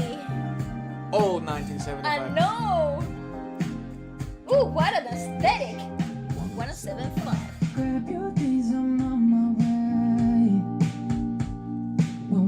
I like him. 10 out of 10. Let's go again. Play from the beginning, brother. What the hell? He's class. I adore it. Like I was just saying to my brother here, like my parents over here. It's like, I love that. I freaking love that. And when you said 1975, like my heart fell. I was like, who are these people? Why do they know music so well? Like, it's so true, right? Like, and the thing that I love about it is because they're doing this independently is that they get to make the music that they want. You know, and James Reid, like, in case you weren't familiar, like, he's one of the biggest artists and actors. He's mostly known for his acting, but internationally, you know, he's teamed up with Transparent Arts, and he's releasing some really amazing music. Careless is one of the top, you know, labels there. They did a Nadine Lustre album, which is a whole visual album like Beyonce's. It's like, all these indie labels, you haven't heard it just because they don't necessarily didn't have right people to, like K-pop again, it's out there because it's funded by different groups, but now they're doing the right partnerships so that they can get their music heard. And that's why, with Far East Movement, one of the biggest selling Asian groups of all time, they launched Transparent Arts, and now they're working with James Reid. We're world premiering another song. I think it's called Backhouse Chillin' with Manila Grey this Thursday and Friday, and it's just as good. Like, once the readers see this, we call them readers. I need you guys, for the reaction video for this to get millions of plays. You guys, you've seen James Reid since day one. It's about to be #1 in the Philippines, but we really I honestly hope, wish them absolutely all the best, because like you said, there's so many special elements there, from production, from the team, from him as a creator. Everything is just really, he was just so clean. It was so refreshing to listen to him. It was a really big breath of fresh air, because nothing is like that right now in the charts, and it's so refreshing to hear something different and that is musically rich at the same time. It was brilliant. Even the name of the song, he called it Soda, because that feeling of when you pop off the soda and you it's our tag. Yeah, you know what? It's our tag. When the song started playing, when the thing starts, if you've been watching the channel, it goes like Feature Friday, the freshest, and the can opens. When we heard the song, we're like, oh my God, it's us. So what? I want to make that song like the theme song for my life, basically. So Efra, where do you call it? Like the global citizen, or like we got to come up with a name for that documentary. I have a show that I'm working on. I can't say who that is the pilot we're shooting for, but it's basically called Making in America. And it interviews the parents first. So like if it was you guys, it's the Herrera family first, about their journey, and then it leads up into the kids. And so we shot Easy Mill, we shot Bretman Rock. I don't know if you're familiar with him, but yes. Okay, yeah. So he has a show on. He's amazing. And he's so funny. I love him. He's so funny, and he's influencer of the year with 20 million followers. But deep down, he's just an Ilocano from Hawaii. Like that MTV gave a show to, and his family's Filipino food truck is going to be in the music video for Chicken Adobo. So it kind of fire. So we shot it in Hawaii. Right? It all comes together, right? And then now we're going to deliver Chicken Adobo to Nicole's house. But Marlino had a suggestion. Let's do a live, quick, like 30 seconds to a minute of James Reid's new song with Manila Grey, since we're premiering it tomorrow. Let's go, Marlino. Oh my God, I'm excited.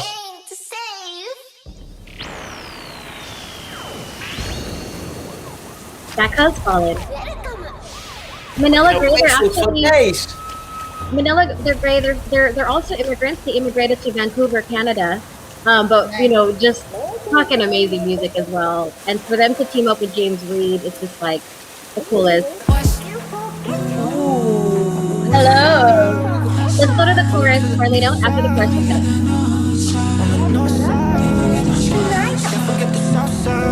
Cause we've been making money right now. I'm playing for keeps. God.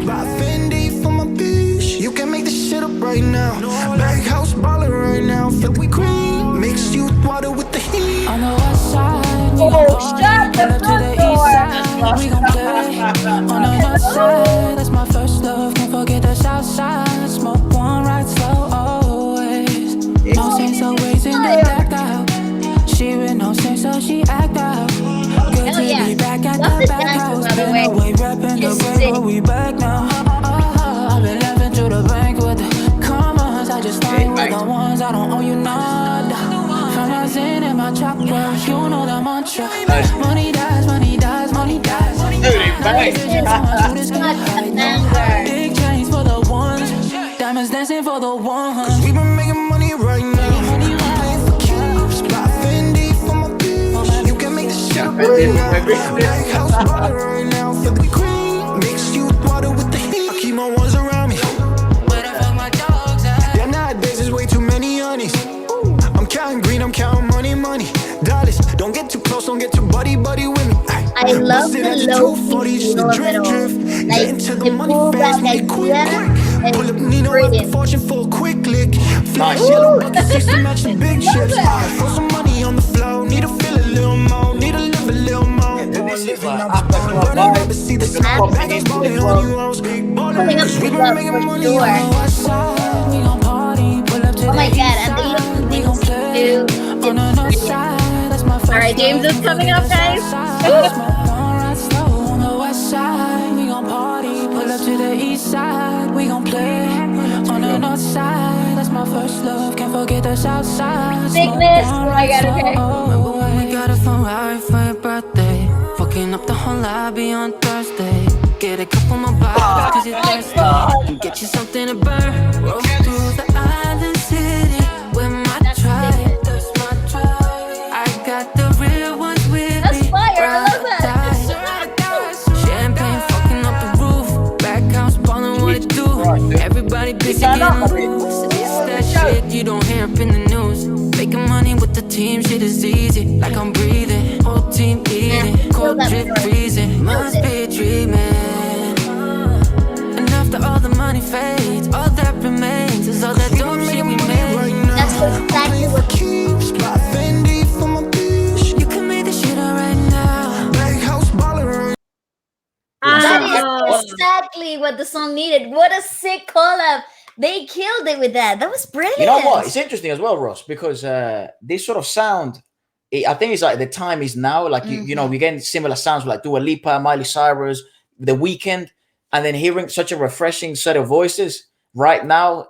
I literally, it would be one of those songs that you play on repeat. This is a number one hit. That is a hit. It's brilliant. It's bringing back that funky basses, but with the trendy neon beat produced, like beat produced R&B feel to it. It is fantastic. So we're probably 350 votes away from it being number one, and so now that we have your blessing from this will definitely be number one, and you're gonna be who we. Amen. Think. Let's go. It's a joke. I'm not tripping. It's a joke. That's a good song. That's a good track. Honestly, and it's not like oh, it's just because we heard of him before. No. It's just that he brought in the right element to the song. Like the song was already a banger, but what he brought into it just made it so much more of a richer experience. Good choice of a model as well. I like the model too. Yeah, I'm gonna send you the actual link so you guys can actually see it it better. You know, we're launching a MYXed Global premiere with over, I think, 40 DJs around the world are all gonna play it on this Thursday and Friday. So we'll definitely have this help kickstart that. There's so much crazy music. You know, James Reid, although he's from Australia, there's another artist named Alona Garcia. She's also Filipino Australian, but her last name's Garcia. So it's your prima as well. Yeah. It's crazy. Like, when you listen to sound like that, it feels like, like a sister. Like. Exactly. You know, so I love Feature Fridays, but tell the world what is the meaning and why did you want to create it at this podcast as well as, you know, this YouTube experience you guys created? Well, Feature Friday, it was Efra's idea. So it came from my noggin. Can you believe that, Ross? And I'm usually the dummy. No, you're AB. I know. All of Selena's music was produced by AB, so I know literally. Yeah. So Efra came up with the idea. He was like, you know, there's so much. I don't know what we were doing. I think it was K-pop. Was it K-pop that you were listening to? Like we heard our cousin. She's deep into K-pop, right? And she was like, Waleska, you gotta check these people out. It started all with EXO. Like, listen to these guys. They got super cool music. They're an aesthetic. They're dancers. And me being from a dance background in the theater side of things, I was like, yes, I love it. And then we started doing that on the channel. I don't even know. The idea of Feature Friday was just to feature a new artist, a new sound every Friday, right? But then what we realized, because we for some reason it began as K-pop, because that was one of the industries that we were like, we don't know. There's another industry out there apart from America and the UK. Like what? That we didn't know anything about. And that the production value is amazing and the singers are great and they trend like cool. So then K-pop was the thing, and we're like, okay, let's feature K-pop artists on the channel, find out the industry for the first time. Then he went French. And then from France, it went Italy. And then Italy, it turned Algeria, Spain, and then South America. Or we like Brazil. And then it kind of became this idea of to feature an artist every Friday on the podcast and create kind of like specials, like a Brazilian special or like a Filipino special, and figure out where we dive deep into that one country or for a few hours. Yeah, or a specific genre from, or like their take of a genre from a specific country. Like, for example, Brazil has their own take of R&B. They got their own thing happening, and it's fantastic. They got Brazilian funkos, which is amazing. Yeah, so catchy. In Portuguese, Portuguese, and it's brilliant. And then we discover that obviously you got worldwide collaborations like Soul King collaborating with Ozuna and doing like Latino mixed stuff, and that's how you enter like Algerian music. And Algerian music is elite. Like, and they have their own takes of the genres that we find mainstream, and that's what it was so fascinating. And then it kind of, I think a few weeks ago we did obviously last year it began. We started finding little by little Filipino artists, and I think the Filipino industry, as I said, is one of the richest ones in terms of talent. So you can literally just, for the rest of your life, just listen to Filipino artists because there's so many new ones. And then it went Filipino, and then kind of there's so much different sounds in Asia alone. Indonesia has its own take, and so many amazing artists. We're hoping to do kind of like every country in the world, basically. That's the whole idea of Feature Friday, to find out music industries all over the world. And while we do that, we're also sharing our own music during the podcast. Genius. Yeah. To share our take as all this music is influencing us. That's and right. Seeing what kind of comes out of it when you take different inspirations from different industries and different sounds. And I, since a kid, we sang and rapped, and I rapped since a kid. So rapping obviously became a thing, and then Spanish and English and rapping became a thing in the channel, and then Waleska obviously singing and stuff like that. And now it's becoming into covering sometimes songs from some of these industries, even though they're in a foreign language. Obviously, the first one has been Paubaya by Moira, the goddess Moira. So it's so interesting is what it's turning into. And now with Feature Friday Plus is getting actually to talk to these artists and understanding who they are and where they get their inspiration from, and also learning from them, because all of these guys, Inigo, they're achieving amazing stuff, and they have amazing lessons to learn from. People like yourself, us having these type of conversations also help us see the world from a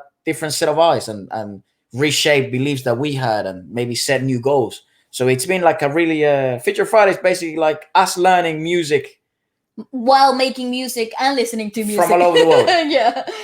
Can you do me a favor? I love what he calls you. Does he call you Vale? Vale, yeah. Vale. Okay, I'm gonna call you Ate Vale.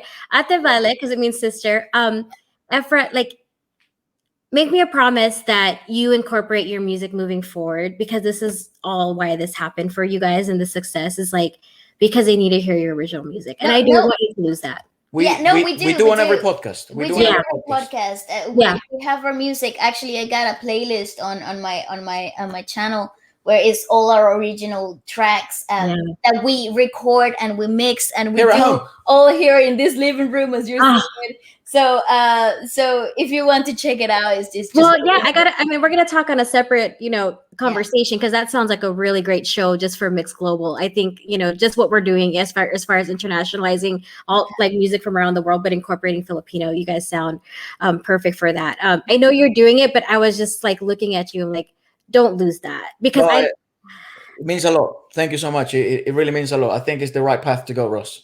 And, part of the reason why I resigned is because I lost that DJ in me, right? So I don't have to work anymore. I sold my companies a couple of times, and I started to think like I was getting in corporate stuff and like, doing like paperwork, and I started to forget the music side of it.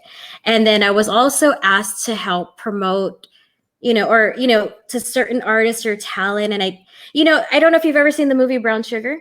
Yes. Remember when Tay Diggs, right? They come in and they bring in the hip hop Dalmatians. Yes, I do. And he's like, fuck. And then they recorded that song at the radio station. And I was like, Marleno jokes all the time, but I had my hip hop Dalmatians moment. And I was like, I'm like Vale and Efra, we don't have to just do whatever. Like your taste in music is influential to worldwide. So it's really important that you maintain that credibility with the artist that you're promoting. Thank you so much. If we lose that, then like now just all this bad music will be popular, you know? And we did that with MySpace. Like, you know, I think the biggest mistake we made with MySpace is that because we were trying to market the platform so fast. You know, when I joined, there was only like I don't know, a couple hundred or whatever it was. It was before we even had the MySpace URL. And for kids that are watching, this is before YouTube, Instagram, and Twitter. But we promoted the more friends you had, like the cooler you were, right? Yeah. So what fucks up social media after that? That means that the people that have the most friends are at the top of the charts. Yeah, that's what it naturally translates into today's era, where views and likes and don't actually necessarily measure how good the product is, you know? Like nowadays you can get amazing artistry that doesn't get half of the exposure that you think it deserves, and it's a cool new world. So at the Valley, we have to tell these A&Rs, you know, because they get lost in the numbers too. So when they're being asked to sign artists, it's based off of that. So some really great talented artists are like, well, how many followers do they have? I was like, no, fucking listen to the music again. Like, take a break. And then now that happened with Easy and they just listen to the music, they're like, okay, we got it. Can we sign him? I'm like, actually, he doesn't need a record label. So sorry. You know, like, sorry about that. I agree. Now he's got leverage, right? Now he's got leverage. So it's no longer now just a yes, it's now a negotiation. Yeah. Is it, what can you bring that we can't do on our own? No, we don't need a label. We need a partner. And that's what Blackpink and BTS and all these groups did with US companies for K-pop. You know, they're like, we got the music, we got the following, we got the fan base. So what can you do? You can give us singer songwriters and, you know, maybe a couple of publicists that know people there and look at K-pop, right? So speaking of K-pop, you know, there's a group that we're working with specifically in Brazil because they reached out to us about Inigo and BGYO because they know that they're trending, you know, specifically for Latin America. And they're the people that produce the BTS concerts with over 40,000 people sold out for 3 days. Oh, and I was asking them, I was like, how the fuck did K-pop become like Brazil's number 5? It's so huge in Brazil. Yeah. And Brazil has a huge fandom. Yeah. Mexico City is 7, and I think the Philippines is number 4, right? And they said, well, it was really the Koreans and the Asian people of that country. And then, you know, people started doing like collaborations and all of this stuff. And then they have support from the government and they want to bring GDP back to their country. Mm-hmm. So you have Black girls, Latino girls flying to Korea because they want to learn how, you know, BTS was created.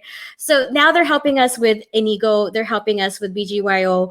And, you know, for as well, Brazil, as well as Mexico. And we're creating different versions of The Light, their song that's popular in the Philippines, in Spanish as well as, you know, Portuguese. We checked that out. We checked that. Yeah, we did, and we really like the concept. It was pretty amazing. I think they're solid dancers, though. They're amazing dancers. Yeah, and my comment to them is like, I don't know if you guys are familiar, but you know, from America's Best Dance Crew and MTV, you have Jabberwockies, Kinjas, Super Crew. We have some of the best dancers in the world that are also part Filipino. So let's not lose Filipino. Let's not, like, you know, as the P-pop genre like comes out, let's not lose ourselves and be very similar to artists. You know, I don't call it's basically Filipino pop is different, you know, and it was called OPM in the past because it was a lot of ballads, and you know, a lot of the songs on the Wish Bus are also OPM.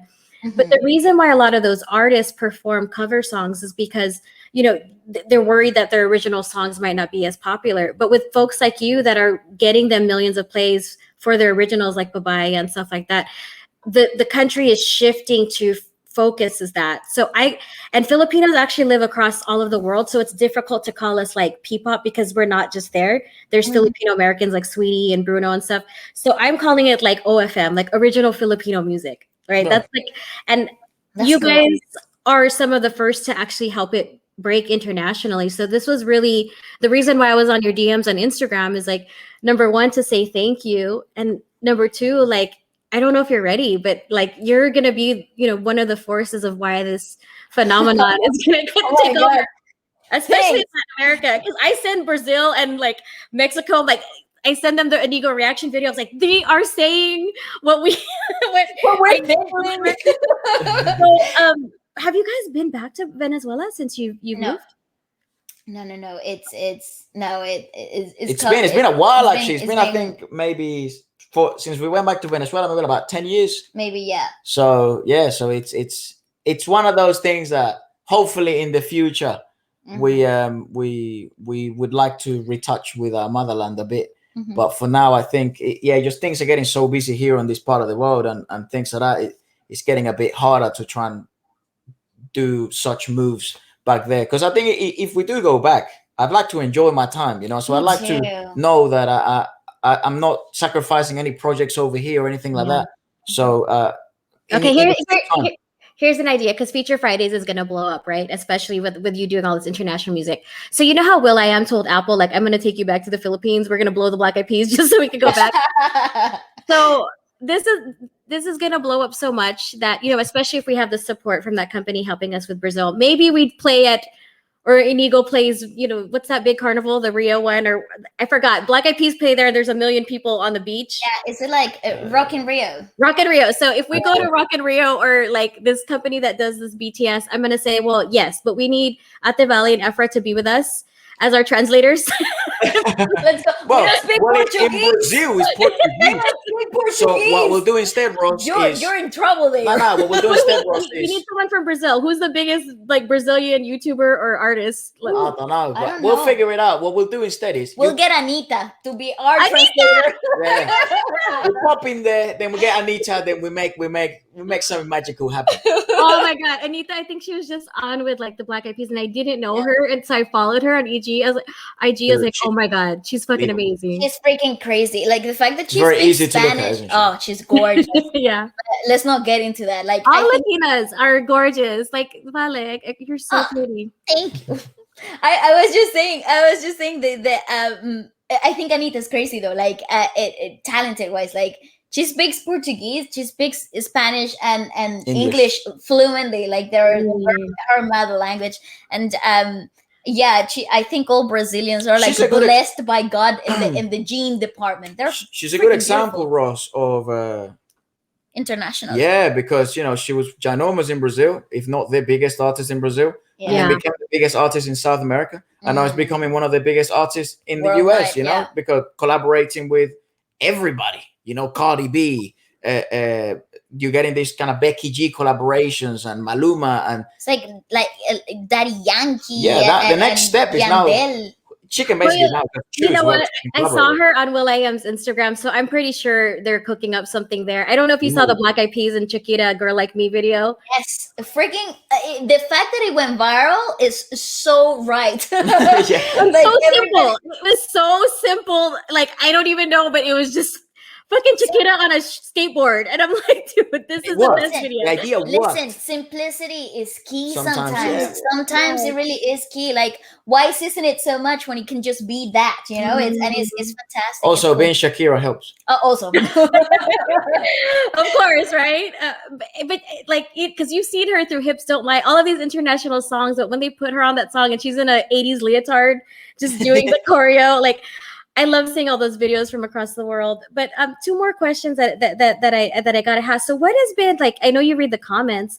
What has been, you know, each one of you can ask maybe a favorite comment or reaction to one of your videos that you've gotten from a fan and or where they were in the world. Like they're like, I'm watching from Algeria. Thanks so much for listening to us. So we do this thing, a live stream at the end of every month. And it's like a little cooking show just for fun, just to kind of relax and.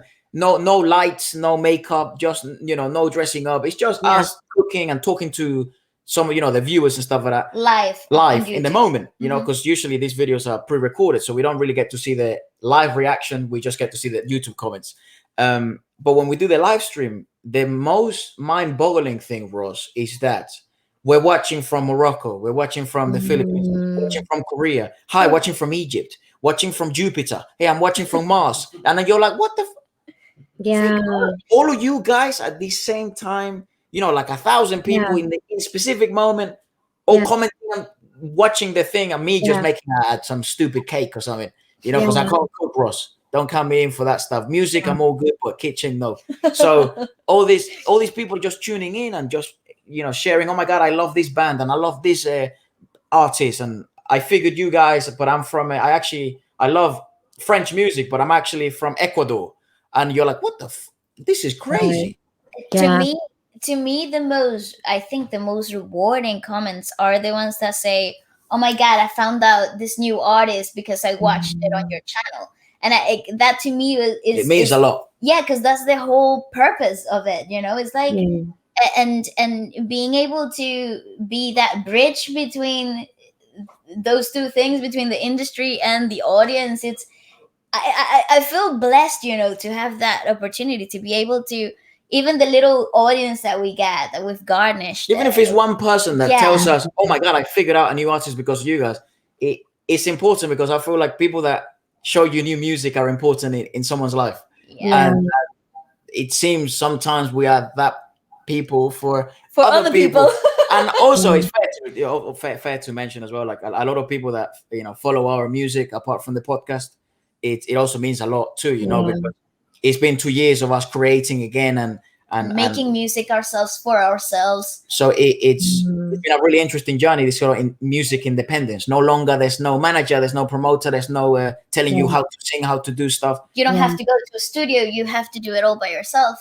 So those comments also hit home as well. Yeah, I love when people are like, oh my god, when are we gonna get this on Spotify? Or I love this song from you guys. And I think it's kind of bizarre though. Like, to me, it's like because I write a lot of my stuff. Like, most of the songs that you're hearing is like written by the both of us. Like, so I feel like, to me, there's like a little part of me, that the vulnerable part of me, that's being like shared to the world. And when people, you know, seem to enjoy it, seem to like vibe with it a little bit, I'm like, oh my god, that's cool. That's why we ask all these, you know, super successful artists that come on the podcast, how does that feel when such a personal part of your life, a love song, like for example, Inigo's Catching Feelings is a good example, right? With his ex-girlfriend in their room, personal, room, just messing around. I think it was GarageBand, whatever he said it was, like an app, you know, writing, and then all of a sudden this becomes a hit, and everyone not only now knows your story but can relate and tells their story through you, and like they're now part of your story too. It's crazy, and it's wild, and that and hearing people's experiences, like from their creative perspective and how that feels to them, it's also. Ross, can I ask you a question?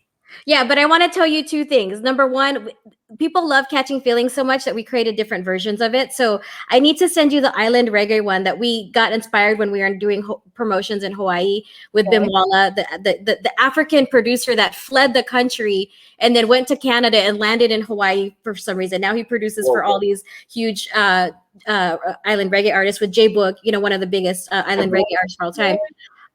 And then there's a hip hop version that Dennis Blaze, a really great radio DJ, did with Ruby Ibarra. And Ruby Ibarra, I don't know if you've fucking seen her, but she is like, I want Ruby Ibarra, Sweetie, and KZ on a track. And oh my god, you're talking power. And then her singing the chorus, you know, like, I don't know, but it's happening.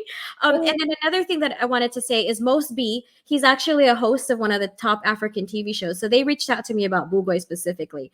They produce a festival called Sing for Africa. And he's like, oh, do you think that, you know, Bugoy can collaborate with me? And because he's similar, he's a host. And so I looked at it. The video, there's 50,000 people in the arena singing this song called, I think it's called Dear Sierra Salone, or hold on, I got to find my phone. It's about Sierra Leone. I forgot what it is. And I was like, I had no clue, you know? And so I think with yourselves, we would really love to provide the support for your original music that you've done for a lot of these artists. I'm going to get Ate Moira, Kuya Inigo in a room. We're going to react to it. We're going to share it, you know, whatever we can do to also return the favor. So, honestly, you know, amazing. We really love that. But that's kind of, you know, it was never with that in mind. You know, it's kind of like, because it's also a somewhat, if you like, a somewhat personal experience, like because we're finding new music, and it's more like a thank you to them, because it's like, thank you for making this in the first place, dude, because you've now changed the way not only we make music, but you've changed the way we listen to music on its own and found new artists. So it's such a, it's like I don't know, it's a very rewarding experience just on its own, you know, without any of the views or the lights and anything like that. It's such a rewarding experience just to find new artists and enjoy them, you know. Yeah. Well, there's one song that I gotta share. I don't know if you heard Moira's song called Ikaw at Ako. Basically means you and I. And it was a part of our Hello, Love, Goodbye, which is one of it is the Philippines' top grossing film of all time. Okay. And it's about an OFW living in, I think it's Hong Kong, and she has to move to Canada because she wants to take care of her family. Because that's what we do. We just go to other countries and we use Zoom or Remitly to send money home. But that song, it plays like 5 times throughout the movie. Right?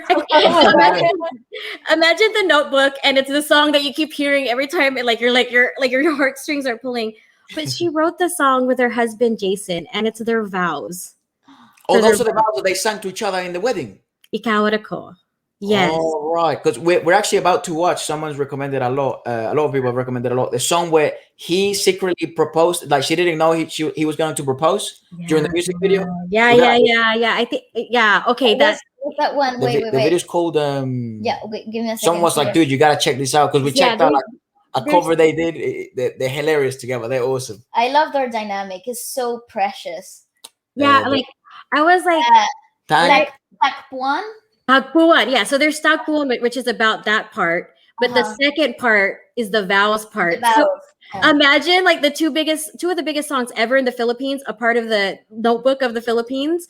And can I send you the movie because it's on Amazon and Netflix? Sure. There's subtitles and you guys will know because it's basically a telenovela, like made into a movie. But oh my God.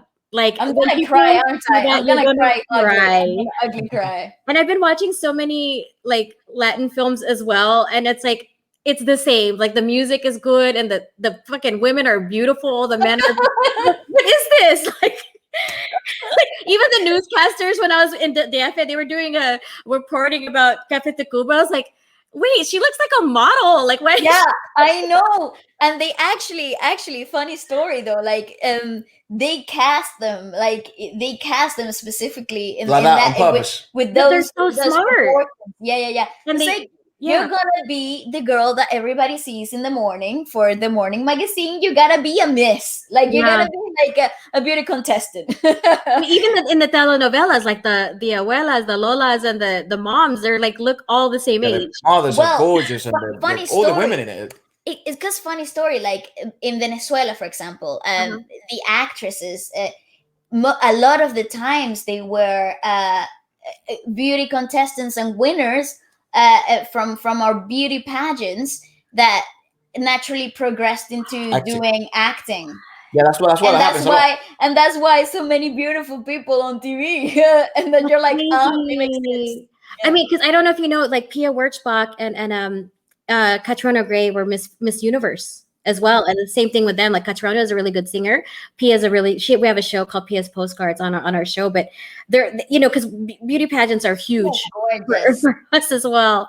Oh my God, I love you guys so much. I manifested this interview, and I'm so happy to actually talk to you because I just knew what this conversation would bring and how it's going to go viral and change the dynamic is going to be so exciting. And thank you on behalf of all my Filipinos worldwide that we're now Purimos, and we can be, one and the same with the Latino culture because we are basically Latino. We're very similar. We were colonized by Spain. We go to Catholic church or we definitely have more similarities than differences.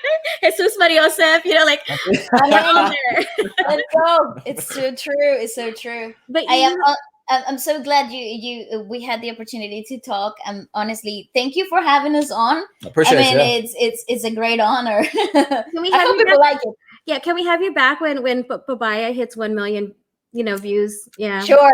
Sure, we can do that. All right. E, we had a question for me? Oh yeah. Oh yes. Oh shit. This is what happens when interviewers interview interviewers because we're always thinking like what we want to ask each other. No, not even like that. You know what I was thinking? I was thinking just you were saying kind of like the proudest kind of like, or maybe like the best comment or whatever. I want to ask you what your kind of proudest moment of so much you've done is so far, or maybe because you've got so many goals right now. you're kind of focusing more in the future. But what is your proudest moment so far? Because obviously MySpace must be a big deal, and kind of Justin Bieber and Drake. You've done some incredible stuff. But so. what has kind of hit home for you? Oh man, there's probably two moments that I can remember for sure.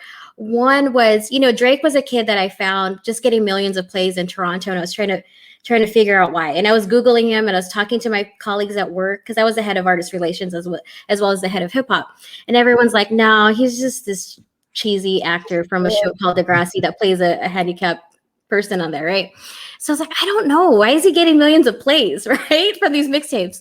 So again, I asked Ryan Leslie, who used to produce for Diddy and Cassie, if I could interview him. I went to the show because he has no songs on the radio or anything, right? He was just giving them away for free. I'm like, why is he giving away his music for free on our MySpace platform? And I'm sitting there and he's performing, and it's a mixtape, and everybody knows every word to that song. And it's like Best I Ever Had. And like Terry Kennedy, this pro skate bar, comes out, Tyga comes out, and I felt the energy. It was at a college called Cal State Fullerton. And I was like, this kid's a star. What can I do to help? And so I called all my friends. We put him on the homepage of MySpace. I did that interview. It went viral. Lil Wayne, he wasn't signed yet. And everyone was like, oh, who are you going to sign with? Kind of what's happening to Easy. There was rumors he was dating Rihanna. Lil Wayne put Drake in his top 8, and then he wound up going to Young Money, right? And his life changed. But right before that happened, in partnership with BET, we made him the Rookie of the Year for BET. So it wasn't necessarily what they were doing on MySpace, because we're just this platform, right? But it was what we were able to do off of from that. Yeah. Mm-hmm. Amazing. So that when he did that, and his it skyrocketed. Or Kendrick Lamar, his manager Dave always makes fun of me because he always tried to come to my office, but you get hit up a lot by artists, and you're like, I don't know. So they wound up. my colleague Earl Johnson was like, listen to this fucking kid, okay? Because he brought Big Sean and J. Cole and all these people into my office. So finally, I played it, and I was like, he's amazing. We did his first live stream interview. It was like for this small, I don't know. It was called What's Trending. And then we started doing more with Kendrick. And then to the point that he signed to Interscope and TDE. And then I partnered with this company called Diggs Hawaii.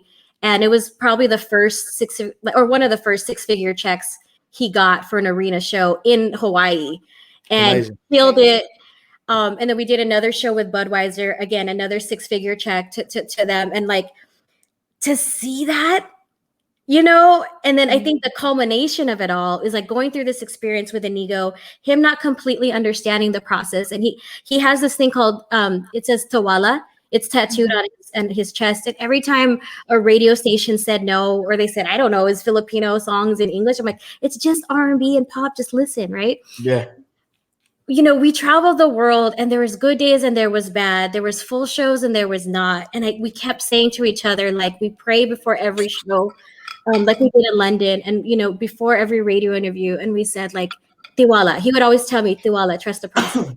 I'm crying, he's crying, like we're and and there's a longer story that's in the news, but we wound up losing our franchise for ABS-CBN, so all of our free channels in the Philippines were turned off, our 2, 4, and 7. So the biggest show that he was on, called ASAP, where they normally produce, they perform every week, that's where he has to learn 10 numbers. That's why the artists are so good, because Moira, KZ, and Inigo, what they have to do for ASAP, it's crazy. Like crazy. One of the best training grounds. It's training on its own. Yeah. That's why it's called ASAP basically stands for All-Star Sunday Afternoon Party, right? And so they've been having this show for 23 years. But Inigo told me this story. He just kept telling me stories, right? Like, the one was Staples Center. Mm-hmm. And he's like, I just would drive by, when I even left to the Philippines, I was 18 and I didn't know what was going to happen. I was like, you know what? I produced NBA Filipino Heritage Nights events. We've had Black Eyed Peas with Manny Pacquiao. I'm going to tell the Clippers that they need you, right? And then when I told the Clippers, they're like, I don't know, he's from the Philippines. Look at his social media. And I was like, no, we need to have him. And they're like, well, we want to sell tickets, blah, blah, blah. I was like, they trusted me. Yeah. He didn't get paid for that show. We covered the production. I invited all these artists and influencers to play a game after that. Filipino Heritage Night sold out the fucking Staples Center that night. He performed Dahil Sa'yo, and he performed Catching Feelings with the LA Clippers dancing behind him. That's amazing. Wild. There's a video of it because I had produced a show called The Crossover, and it's basically, you know, we went from Australia to Toronto to etc. Some of it's going to air on Amazon soon, but it was on MYX, documenting this entire journey. But when he walked out in the Staples Center and we're looking out together and we're like, how the fuck did this happen? And, you know, that's a moment that stuck, huh? That's a moment. And so I've dedicated my entire life now specifically to this mission to help bring Filipino talent, content, and events to the world stage in partnership with folks like you, so we can also help you internationally. MYX has grown to be one of the biggest global music platforms because I grew up, you know, watching MTV Raps or MTV Jams, and I was like, what about the rest of us? Yeah, I feel you. So that's what MYXed Global is. And when we do our first festival again, when we're back in London, because the last one had 50K people. But, you know, I want to bring James Reid, Nadine, Kiana V, Inigo Pascual, KZ, Moira, Bugoy to do one of these festivals. You know, we do it with ASAP. We sell out 15 to 20,000 people in arenas, but now it's the second generation. And when they perform and they look into the crowd and it's not just Filipinos, that moment, I want you guys side by side, and I want you to host that festival for us in London because it's coming. More than happy to do that. It's coming. Absolutely. I mean, it'd be an honor, really, but that'd be brilliant, yeah. Only the consideration is enough for me to feel like amazing. Yeah, and then when you perform with Moira and you do your Paubaya, like we're just like, what did we do? How did we do this?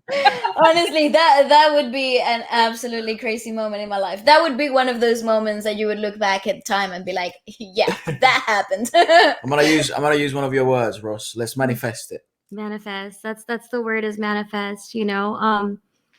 Yeah, it's the law of attraction. We waited for this moment. Marleno's here. He's worked in radio for 20 years. It's so hard to get on the radio. You guys know. They don't play songs because they're good. And that's why I never wanted to be a DJ on the radio. They play songs based off what record label is able to, you know. And so guys pulls the strings, right? You guys are the new radio, and it's better because if you don't like a song, you're just not going to do it. You know, like you're not going to do it for money, you know, but you aced it. Yes. And so that's why I was like, I don't care about radio anymore. I care about these YouTube reactors, because if I send them something and they don't like it, that's fine. But I'm not going to, you know, use budgets here and there to try to get to do, like, no, the real ones do it the right way. And so I appreciate what you guys have done. YouTube's a new radio. You have, I think, 260,000 followers right now, right? Yeah. We're gonna get to you. We're gonna get you to 1 million. We're gonna be with RTTV today, tomorrow. No, I'm telling you, go. We have 940,000, right? And then they're like, we need 60,000 to get to 1 million. I'm like, throw some fucking Filipino artists on there, and you'll be fine. I'm gonna call you when I get my golden plaque. I'm gonna be like, Ross, look what just arrived. Yeah, it's gonna change colors in the background, and every time I watch a video, I'll be like, yeah, that's because Filipinos need that plaque color. Thank you so much. Yes, absolutely. With TTV, because when they came to Easy Mill for the Wish Bus, because nobody could come anymore. Because usually the Wish Bus, there's a lot of people outside. You know, in the Philippines, it's huge. You know, there's colleges, like thousands of people were outside. But right now in the U.S., people can't really go out because of COVID. But they were there. You know, these 5 black guys from Rhode Island, one of the biggest YouTube reactors, and I just started talking to them. I'm like, why are you here? And they said, well, we heard about Wish Bus, and we just wanted to come give Easy stuff. And I was like, oh, that's so dope. Did you know that Bruno Mars and Sweetie and her Black Eyed Peas, they're also Filipino? And they're like, what? Yeah. And so tomorrow with Guapdad, they're gonna look at some of his videos, because he's had songs with Chance the Rapper, Wiz Khalifa, Chris Brown, and they're amazed by that. But also next week we're gonna shoot a video called WTF. What the Filipino? Yeah. Like, what the Filipino? What the Filipino is it? And you know, I just can't wait. This whole world of reactions, like, you guys are basically gonna change the international game, and we're gonna do this together. Africa, you know, UK, Australia, South America, and we're gonna show how important diversity is and take over the music. Actually, funnily enough, this week for Feature Friday on the podcast, we're gonna do an Afro special. So we're gonna start digging into the Afro scene. So that should be really fun to. Because here is ginormous. Here in London, the Afro scene is ginormous. Actually, most of the grime scene, so underground rap, is heavily influenced by Afro influences. Rhythms. Yeah. No, And it's true. Yeah. So some of our favorite music that we've heard here from London is actually more Afro than London. It is. You know, those rhythms are so Latino, are so feel home. We feel like like in our core. So that should be interesting to check out sort of the African continent for music. You know. Yeah, it's so true. So I actually helped launch MySpace UK or London. So I spent some time there, and Dizzy Rascal and the grime scene. Those like. I was like, you must be familiar with the grime scene if you like hip hop, right? Yeah, I was like, what is this? Why do they rap better than us and faster? You know? But I'm so excited for Feature Fridays. You know, just as a fan, I'll be in there commenting like Moira on all of your videos. And is there anything last thing that you want to say to just all your fans worldwide, and then all your Filipino fans that have just discovered, you know, just our ate and our kuya in London, but originally from Venezuela? I just want to say mahal kita to all my Filipino lovely people. I love them all, and I feel like I said, I feel blessed to have the opportunity to share our thoughts and experiences. And no, honestly, with absolutely everybody that's tuning in from our channel, from you, like you guys. Honestly, this is a bizarre moment for me. I'm just deeply grateful. I really hope everyone does acknowledge how important they themselves are for everything, us, and that it's really not like you know, you're part of our home. If you watch, you're part of our home. You're in our sitting house here with us in our living room, regardless of who's in the podcast or what are we checking out. Don't underestimate the impact you have on your favorite creators just by watching and liking or just simply watching it. It's you've no idea how appreciated and important you are in this whole world of online creation, and that you can really change by these little actions and supporting podcasts like ours or artists from all over the world, how you can change the whole music industry. Yeah. If this change happens, because it is happening, right? They're part of it just as much as everyone else is. And I really do hope that's probably my message. Don't underestimate how important you are just by watching. Yeah. You're more important than you think. Every single one of our watchers and anybody that's being a part of this journey with us, it's deeply appreciated. We call our fandom the freshest. The freshest. Wait, because I saw you just launch exclusive merch too, so I want to wear that in my next interview. We'll send you some. Yeah, we'll send you some. Absolutely. Also, I forgot what I was going to say, but yeah. So everybody watching, you know, it's really important to also react to your videos, to your originals. It's funny because we're gonna have the reactors reacting to the reaction of the reaction of the reaction. Inception. Dude, the weirdest thing is when sometimes people make like fan videos of us, like some of the funny moments or whatever, and then they ask us to react to it. And you know, it's a bit weird watching yourself react to yourself, reacting to yourself. It's weird. It's Inception. Wait, there's you do it so casually, because you're just sitting there and you fucking just drop these like quotable drives. What was the one you said earlier? Like the global citizen was one. There was something else you said in the Inigo interview. I forgot, but I'm gonna put my own like highlight compilation, like quotables and make memes and stuff. But for all our Filipinos worldwide, look it. We are number 4. Twitter released it as the country, or as well, because they can't calculate Filipinos worldwide. They can only calculate the 100 million in the Philippines, right? But for Filipinos worldwide, we are the number 4 country under Indonesia and Malaysia, etc., tweeting about K-pop. So what if we also tweeted about our own, you know, original Filipino music, or the reactors that also support our music? We're gonna change the game. And so I'm doing this as a call out to all the Filipinos worldwide. Don't just watch a video, comment, like it, and share it, because that will help in the algorithm and help you guys come up in other, you know, reactors pages when it comes to those songs. And it'll help spin the process, so you'll get to 1 million faster.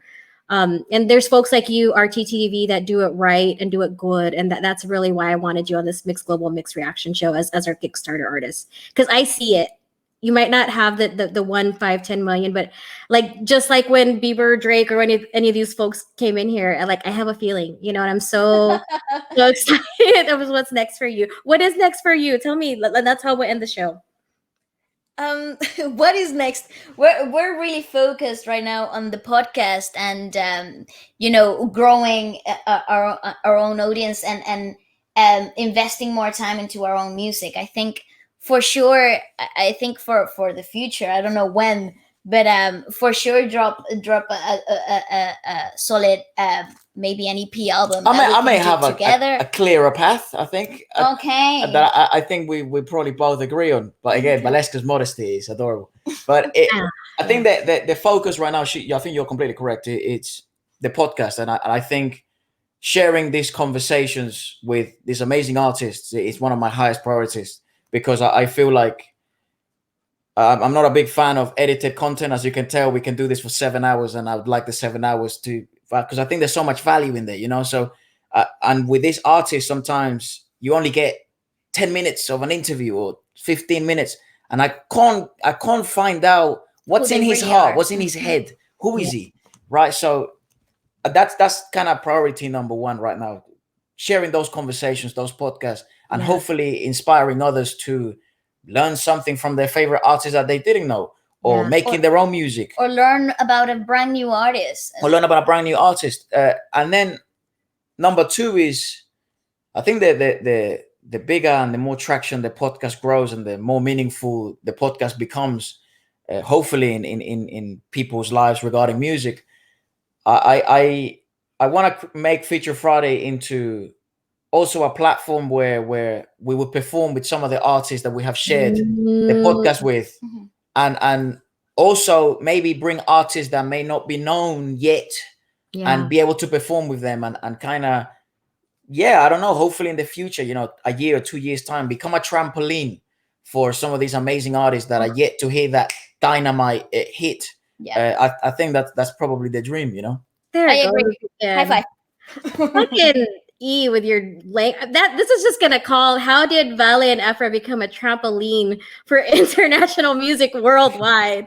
That's what the title of this video will be. My vocabulary was better. Maybe I would have thought of another word than trampoline.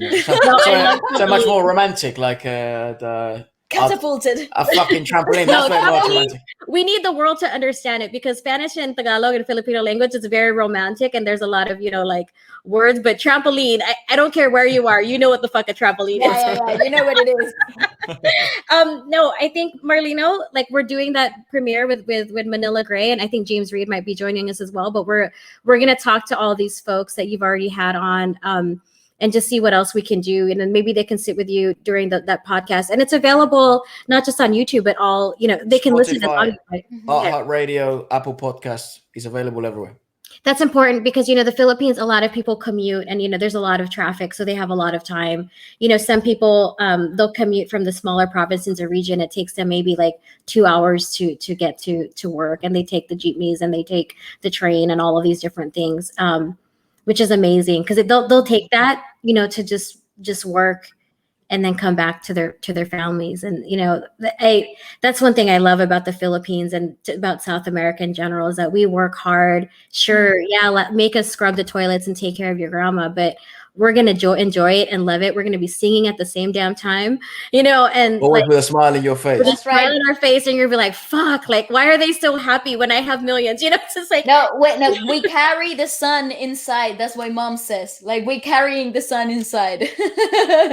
Oh my God, I'm gonna send you this easy meal video, because in there he says 3 stars and a sun, and that's basically our flag. But yeah, let's end it. I need Papa Herrera to pop out and show the producer. Yeah, why not? You know what, Ross? This will be the first time Father reveal. Yeah. What? Not even in our channel has he been. Come on, Father, come on, Papi, coming on your channel. There we go. Yeah. Hey, what's up? This is the first time. Hey, what's up? Hi. Can you tell me, just are you proud of your children for what they've created? Oh yeah, I have been involved for a while. So are you proud or not? Are you son? proud? Of course. Aw, the truth behind the production here. Yeah. I'm so proud of them. They are so very hardworking people, and always with a smile in their face. I feel so very proud of them. And thank you for this interview. It has been amazing. Honestly, from the bottom of our hearts. Thank you for believing in your family so much that you uprooted from your home country to thank you for that. to believe in Vale. You know, this is really Vale and los Dinos. But Vale and los Herreras. See you soon. That's actually what our father wanted to name the band, that Vale and los Herreras. Yeah. At one point. Los Herreras. And I was like, no, that's too Selena. You can't rip that. No, but now that it should be based on, our culture. I can't wait to see that. I love you guys. Te amo mucho, mahal kita. Big love for you too. We'll be in the comments, and you'll be seeing a lot of great social reaction from all of your videos on the Filipinos worldwide. There's 120 million of us worldwide, so that's mad. Jesus. That's madness. All right, we'll see you soon. Thank you for joining us on MYXed Global, MYXed Reactions. Marleno, I love you. Thank you. Thank you, Time to bring the bass back. MYX is the beat of our culture. Our stories. So I see myself having a couple number one albums. Spotlighting inspiring content from Generation MYX. The next generation of creators, artists, and filmmakers. Our music. Discover fresh artists first from around the world. Uniquely Filipino. It's hard to get this energy anywhere else. MYX is the beat of our culture.